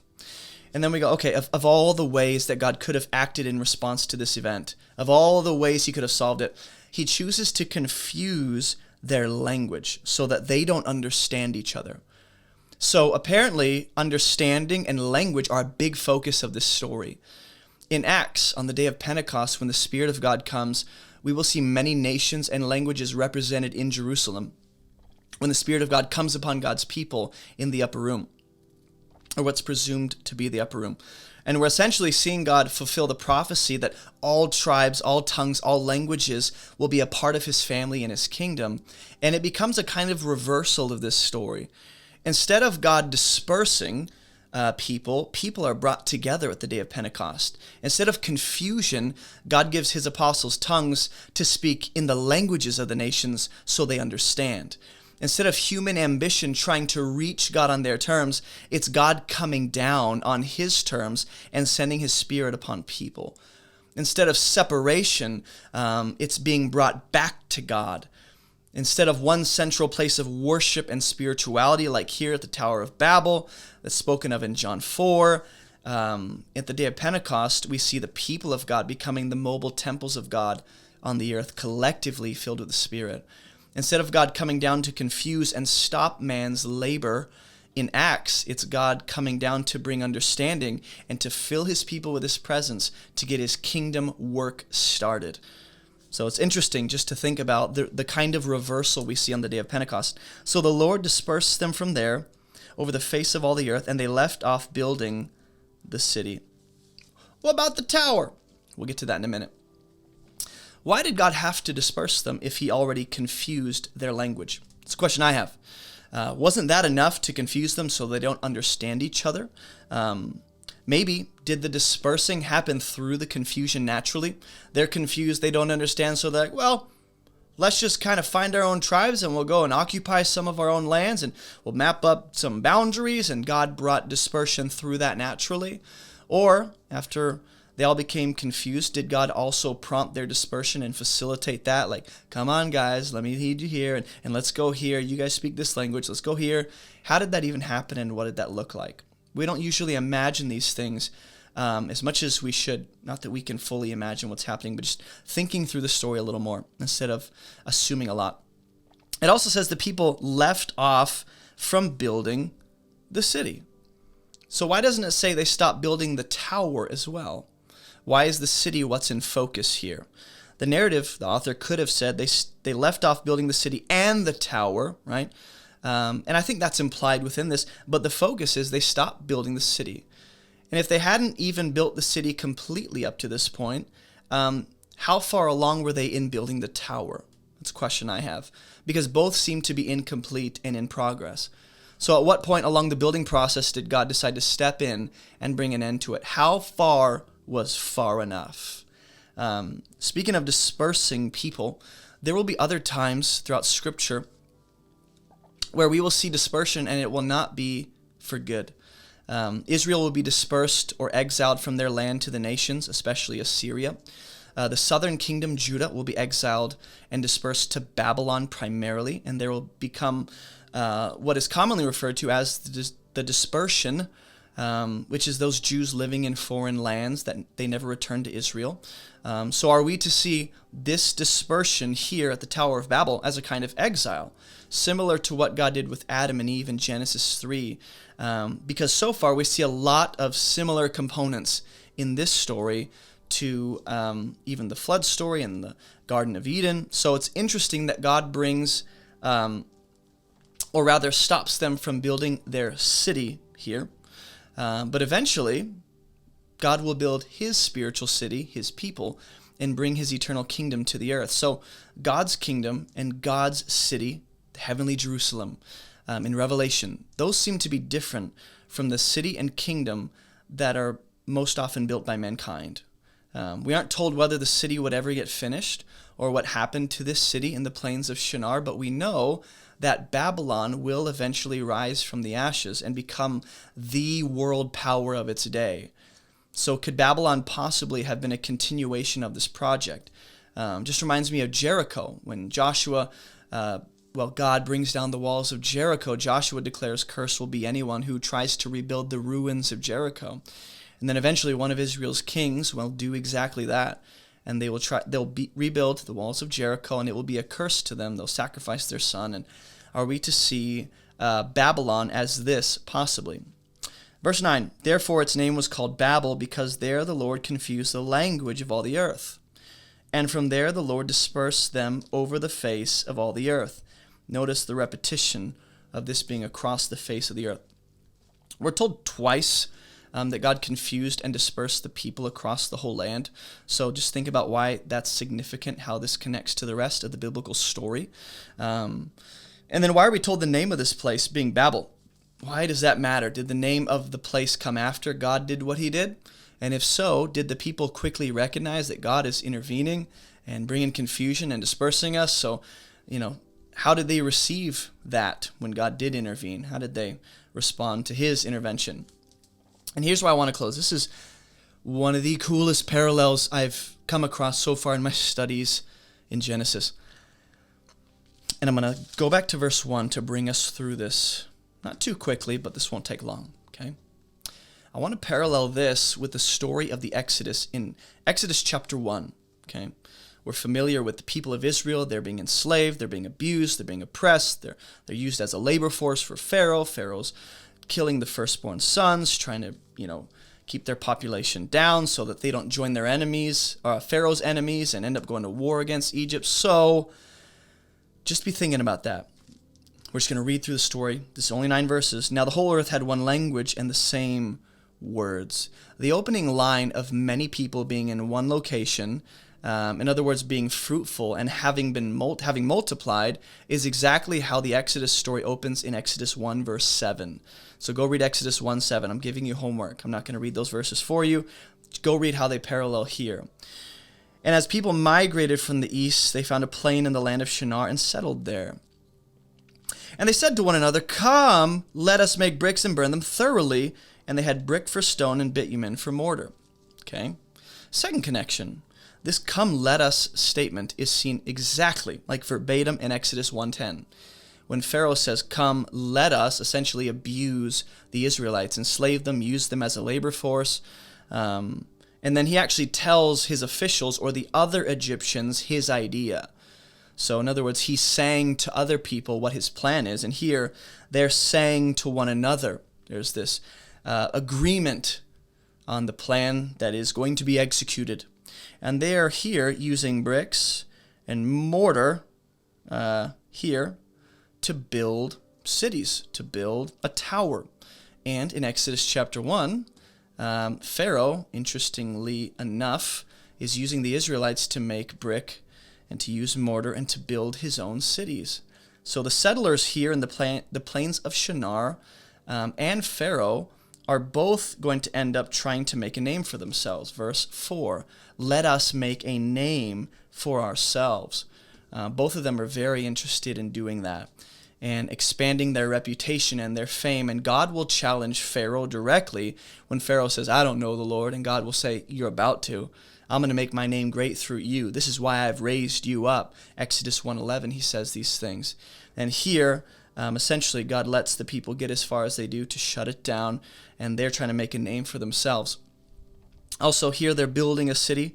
Come, let us build ourselves a city and a tower. So they are at the center of the cities that are being built, or the city that's being built.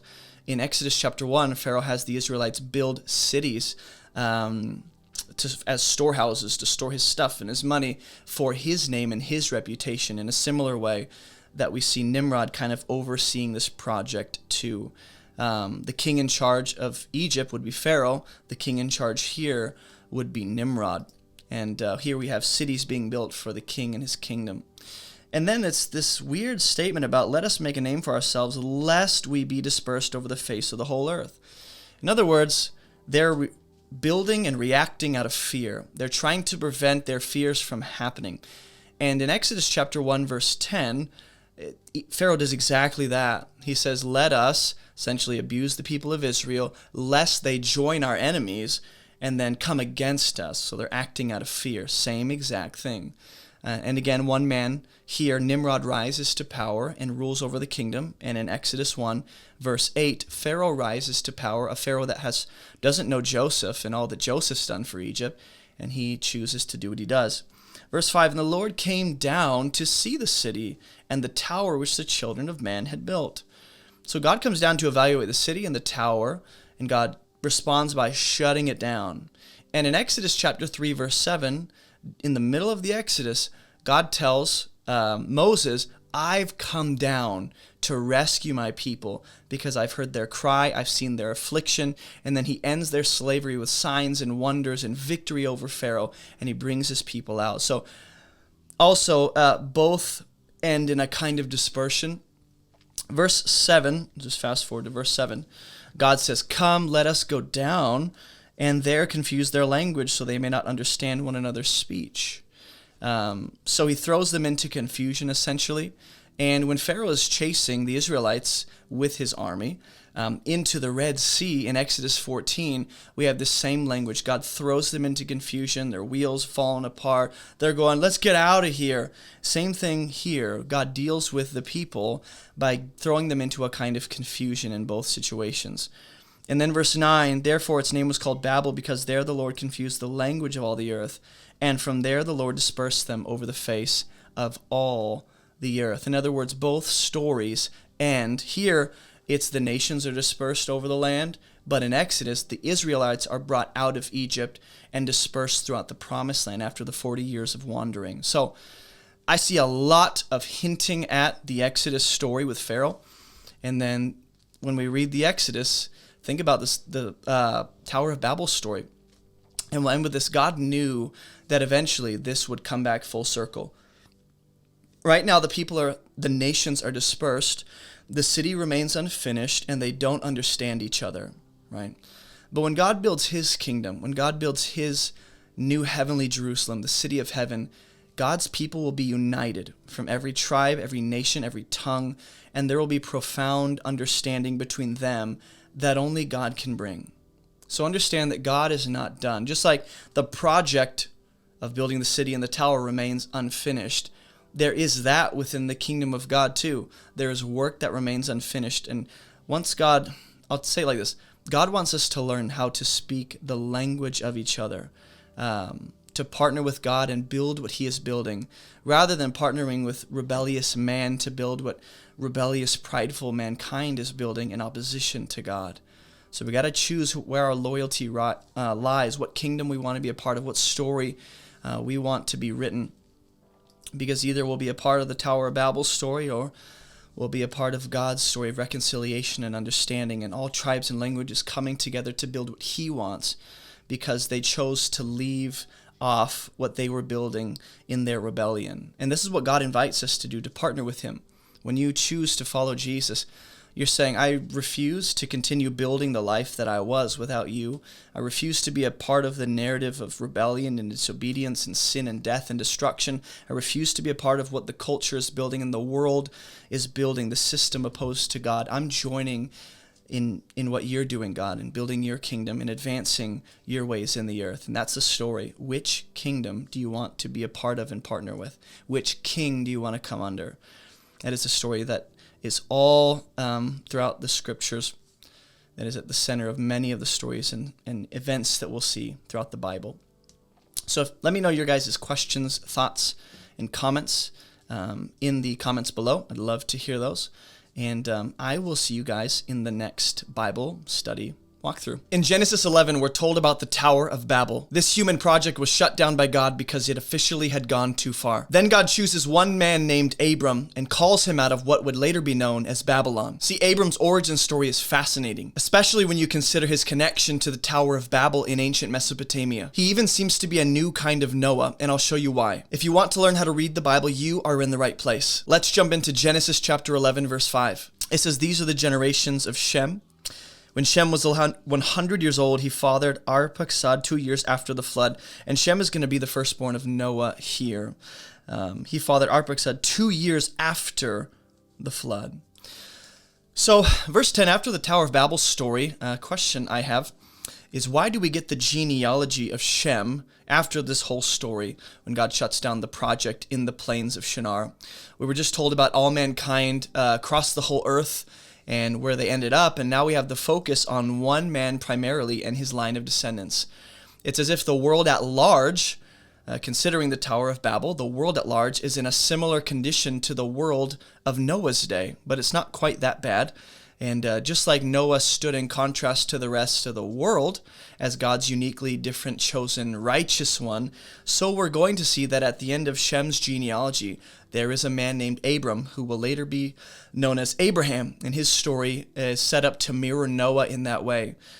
We got Seth's genealogy all the way down to Noah in Genesis chapter 5. So go back and read Genesis 5. You'll see Adam's genealogy with Seth, and then it leads to Noah right before the flood. And now we get Shem's genealogy all the way down to Abram right after the Tower of Babel. So you have two big events with a genealogy on either side.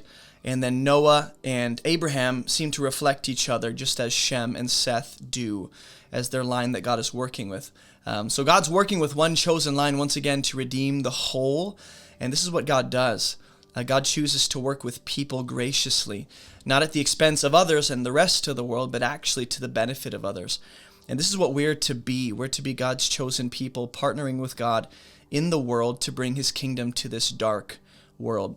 Shem actually fathers his first son, Arphaxad, 2 years, which, by the way, fantastic name for a hamster, a dog, maybe a son, 2 years after the flood, which means, well, let's think about how old Noah was. Noah was 600 years old when the flood waters came, and he was 601 when he came out of the ark with his family. So is this saying that 2 years after the flood started, or 2 years after the flood subsided from the earth? Or is it just speaking to when God closed the heavens and the great deep after 40 days of nonstop flood waters?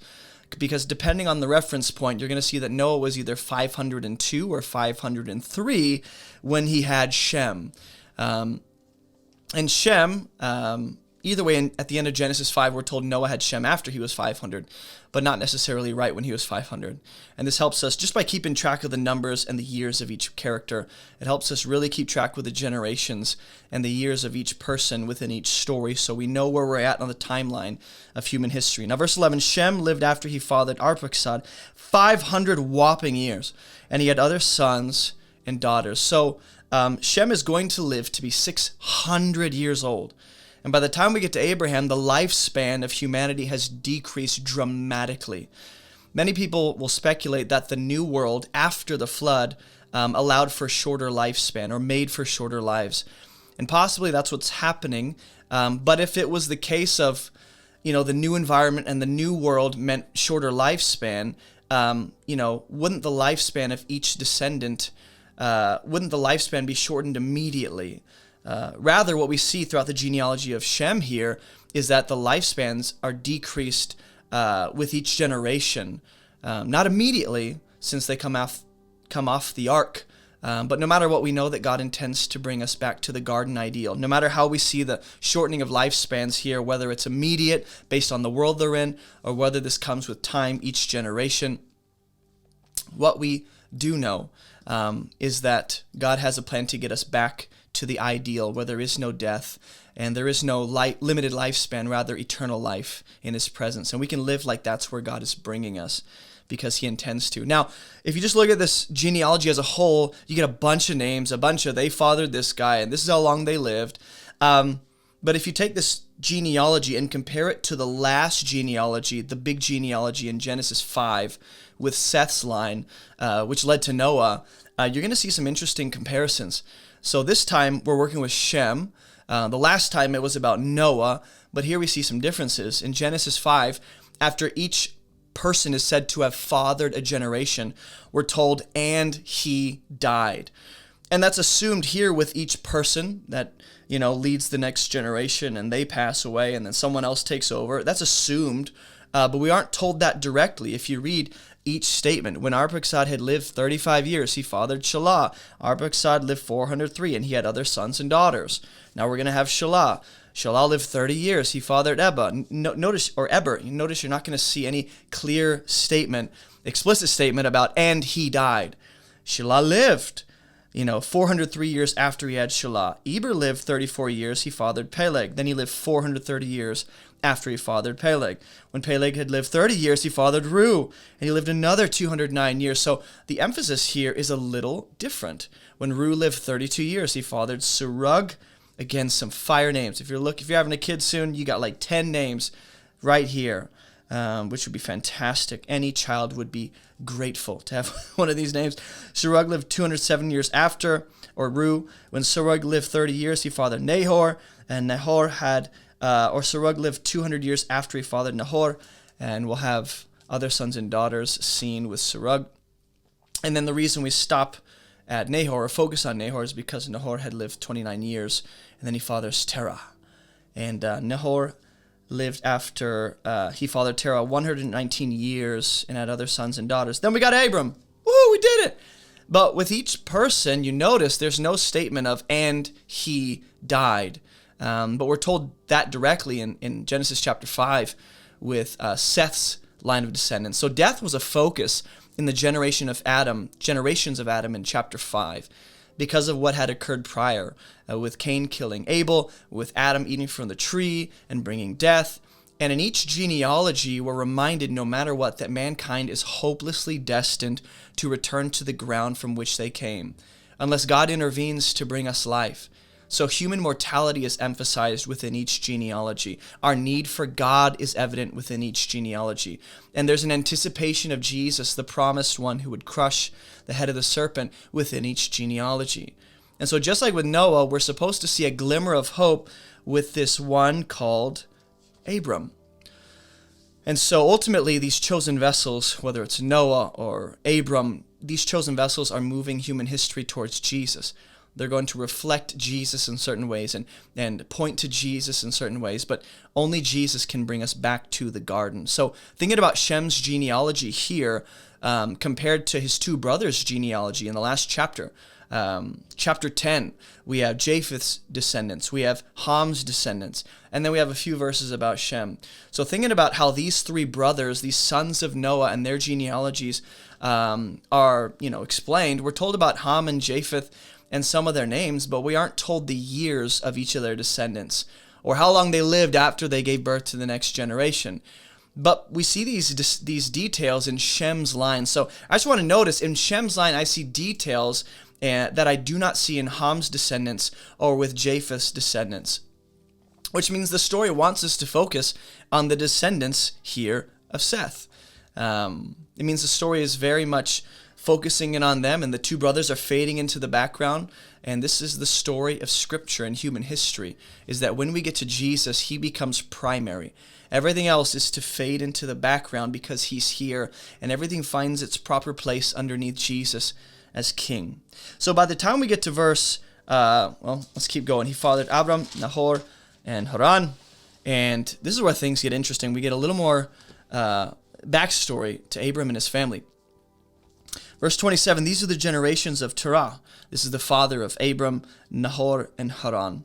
And Haran fathered Lot. So this is going to be Abram's nephew. Haran died in the presence of his father Terah in the land of his kindred in Ur of the Chaldeans. Now, up to this point, we've had no such details about any other descendants. So we're told here that Haran died in the presence of his father, and this is the first clear reference to death in this genealogy. Of course, it's assumed within each passing generation that they pass on the mantle, they fade, they die, and then someone else ends up living through them, right? So they pass on their life to someone else. They give birth to the next generation, but this is the first clear statement about someone dying, and it's in the presence of his father. So what we're told is that Haran died in Ur of the Chaldeans. What's interesting is that this is the birthplace of Abraham and his brothers. This will be the place that Abraham and his family move on from. This is the place that will be later known as Babylon. And both of these places are in the region of Shinar. And so when we see the Tower of Babel in the beginning of this chapter, the tower project and the city being built in the plains of Shinar, what we have there is the same region that Abraham is born in and pulled out of with his family. So that's fascinating to me, that essentially we're going to see that God is pulling someone away from what will be later known as Babylon, but at this point it's Babel. At this point it's the land of Shinar, the Ur of the Chaldeans. And God is pulling Abram away from that to start a new chapter in this story with a new person he's set apart for himself. So, something to possibly link this to is the story with Ham violating his father Noah in Genesis chapter 9. There's the idea of here we have the son dying in the presence of his father, Terah. Haran dies in the presence of Terah. And then in that chapter, we have the son doing something odd to the father in the presence of his brothers. Here, the brothers are present, Abram and Nahor. So, and thinking about what God called, Noah and his family out of, and here we have Abram being called out. There might be some parallels to that, but in other words, we're to see Abram, which he'll be later known as Abraham, so I might just synonymously use the twos. Abraham and his family are being born in the same region where the Tower of Babel took place. So that story ends, they're dispersed, and then kind of from the ashes of that story, later on we see God select one from among that place named Abram. So Abram's father, Haran, dies, or Abram's brother, rather, Haran dies in the presence of his father Terah in the land of his kindred. So the place matters, and who he's in the presence of matters. There's a sense in which this region, Ur of the Chaldeans, later Babylon, the plains of Shinar where the Tower of Babel was built, this region throughout the Bible will be known for its death, its destruction, its worldliness, its being anti-God for the most part. And God is going to redeem and sovereignly work within that, but within this story, God is going to sovereignly lead Abraham and his family out of Babylon to bring Abraham into a new place, where he plans to write a new story with him and his descendants. This is what God does with us. He pulls us out of the world, out of whatever is not of him, to bring us into abundant life on the other side, that we might live according to his ways in the midst of a world that is very much spiritual Babylon. So we have to ask this when we're told these details. Why are we told about Abram's brother at all? Why are we told anything about Haran? If we're just supposed to focus on Abram, maybe it's helpful to know that Haran died, so that's why there's more focus on Abram. Nahor stays in the region that they're going to be pulled out from, so Abraham's the guy. But either way, why does his death matter for the story, Haran? Why are we given this detail about where he died and the fact that he died in front of or in the presence of his father? How does this relate to Abram's calling? Something to maybe speculate about is it seems as though Haran's death might have been what prompted Terah, the father, to decide, it's time to leave our home and go to the land of Canaan. So we're about to be told that Haran was the father of the one that died, the brother of Abram. He's the father of, Milcah and Iscah. So these two women, and one of Milcah will be the wife of Nahor, and then you have Sarah end up becoming the wife of Abram.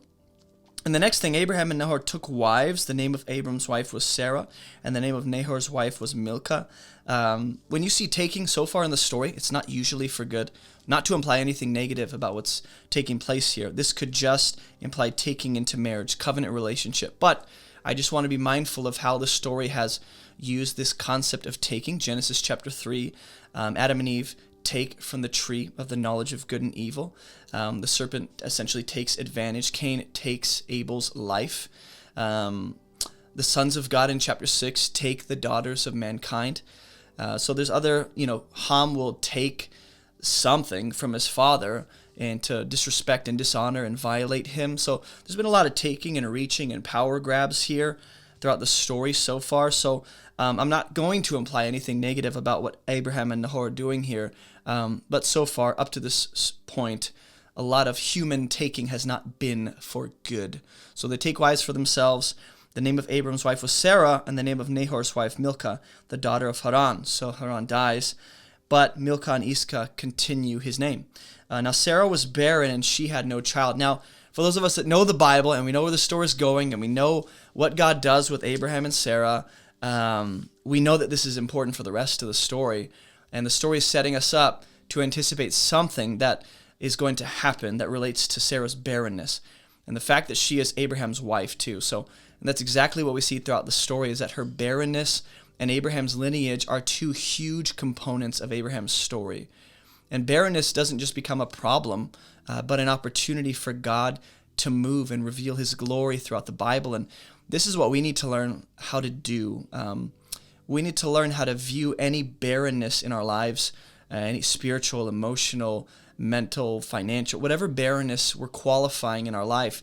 We need to learn how to view that as a platform for God's glory, as an opportunity for God to show his glory and move mightily.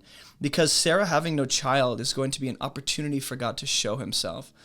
And this is a big deal. This means no offspring and no future for Abraham up to this point. And this is the very first time in 11 chapters of the scriptures that we have seen this explicit concept of barrenness very clearly stated. We see like the concept of barrenness relating to the womb and labor and produce and even spiritual barrenness throughout the rest of the scriptures. So this will become a very key theme to look for as you read the Bible. But verse 31 says, Terah took Abram his son and Lot, the son of Haran. So just like we saw, Abraham and Nahor took wives for themselves. Well, now Terah is taking Abram. He's taking Lot. He's taking Sarah, his daughter-in-law, his son Abraham's wife, and they went forth together from Ur the Chaldeans. Now, the idea that it's together might imply that they were in agreement.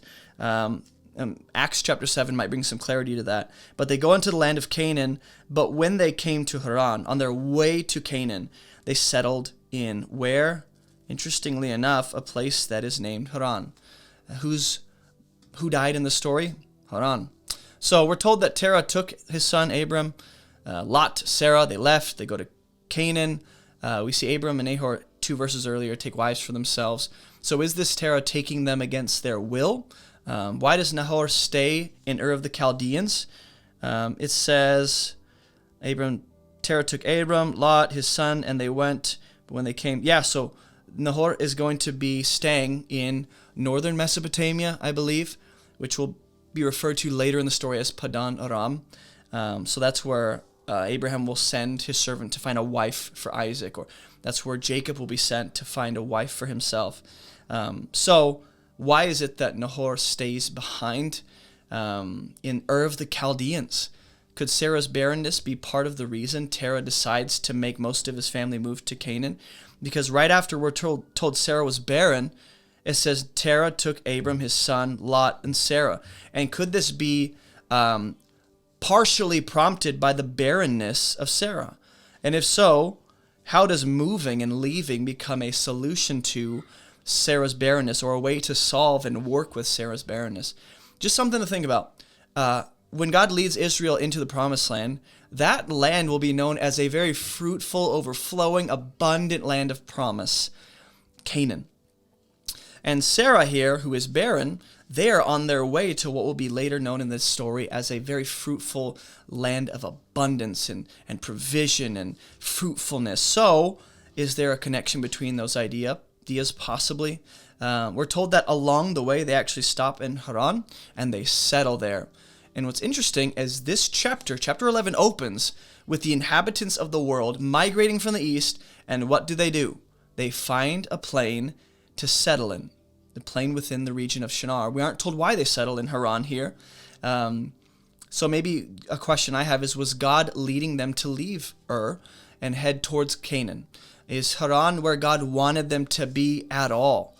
Because Acts chapter 7 in Stephen's speech, it tells us that God appears to Abraham in Mesopotamia before he left Haran, which means here, when Abraham is in Ur of the Chaldeans with Terah, with Sarah, with Nahor, with Lot, when they're in that region, God does visit Abram and tells him to leave. So, it seems as though Terah's decision to relocate his family had something to do with God appearing to Abram and telling him to leave and prompting that. But we aren't sure if God told Abram and Terah to stay in Haran. We just know God told them to leave Ur of the Chaldeans. So here's what we know. This kind of settling that we see Abram and his family do in Haran, it's very similar to the kind of settling with the people in the beginning of this chapter in the land of Shinar. It isn't what brings abundant life. It's actually opposed to God's ideal and God's will. Settling in and of itself is not a bad thing. But when people are settling for less than what God has for them, it's no longer a good thing. Humanity always wants to settle along the way to what God has called them to. We get impatient, we get disgruntled, we get bitter, we get confused, we get disoriented. And so we have a tendency to settle for less than what God actually wants to bring us into. And we need to learn how to discern between faith And when it's time to actually trust God and settle because he told us to, like he told the people of Israel in the wilderness wanderings, when the clouds settled on the tabernacle, it's time to settle and stay here for a while. We need to learn how to discern that and just pure laziness and complacency. And sometimes staying where we are is an act of faith and trust in God. Other times it's an excuse to put no effort into our walk. The days of Terah were 205 years, and Terah died in Haran. So what's interesting is the story told us there is one of Terah's sons named Haran who died in Terah's presence.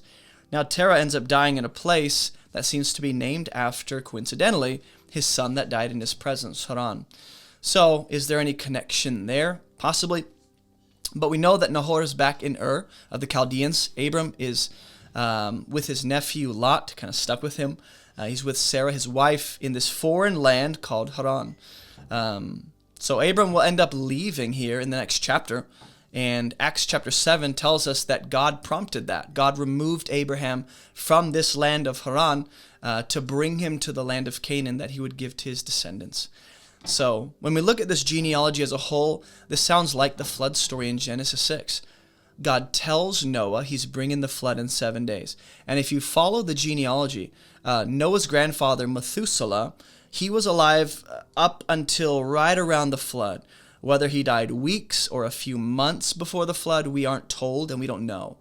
But possibly the 7-day warning that God gave Noah, hey, in 7 days I'm going to bring the flood, that warning was God allowing Noah adequate time to mourn for his grandfather.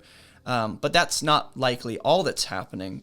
That's just a part of what's happening. So in the same way, we have the death of a relative here, a waiting period between when they arrive and settle and when God tells Abram to leave and move, just like he told Noah, go into the ark in 7 days.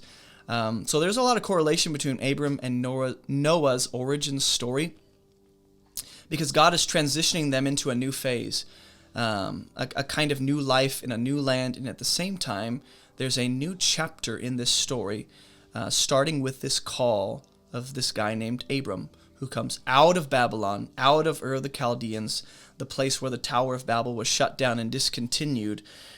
And in that place, Babylon will rise from the ashes later on in the story and in human history. So just be aware of these things. It's interesting where Abram is called from and where he originates from. His birthplace speaks a lot to possibly his spirituality and his view of the world and his worldview of life and God, and all of that could have been greatly influenced by where he was raised. So I don't know if Abram was alive during the time of the Tower of Babel. That is very likely, but I haven't traced that all the way through. So that's all I got for you guys today. I'll see you guys in the next Bible study walkthrough, where we will pick it up in chapter 12 and start this new chapter in the scriptures with Abram. So I'll see you guys in that video.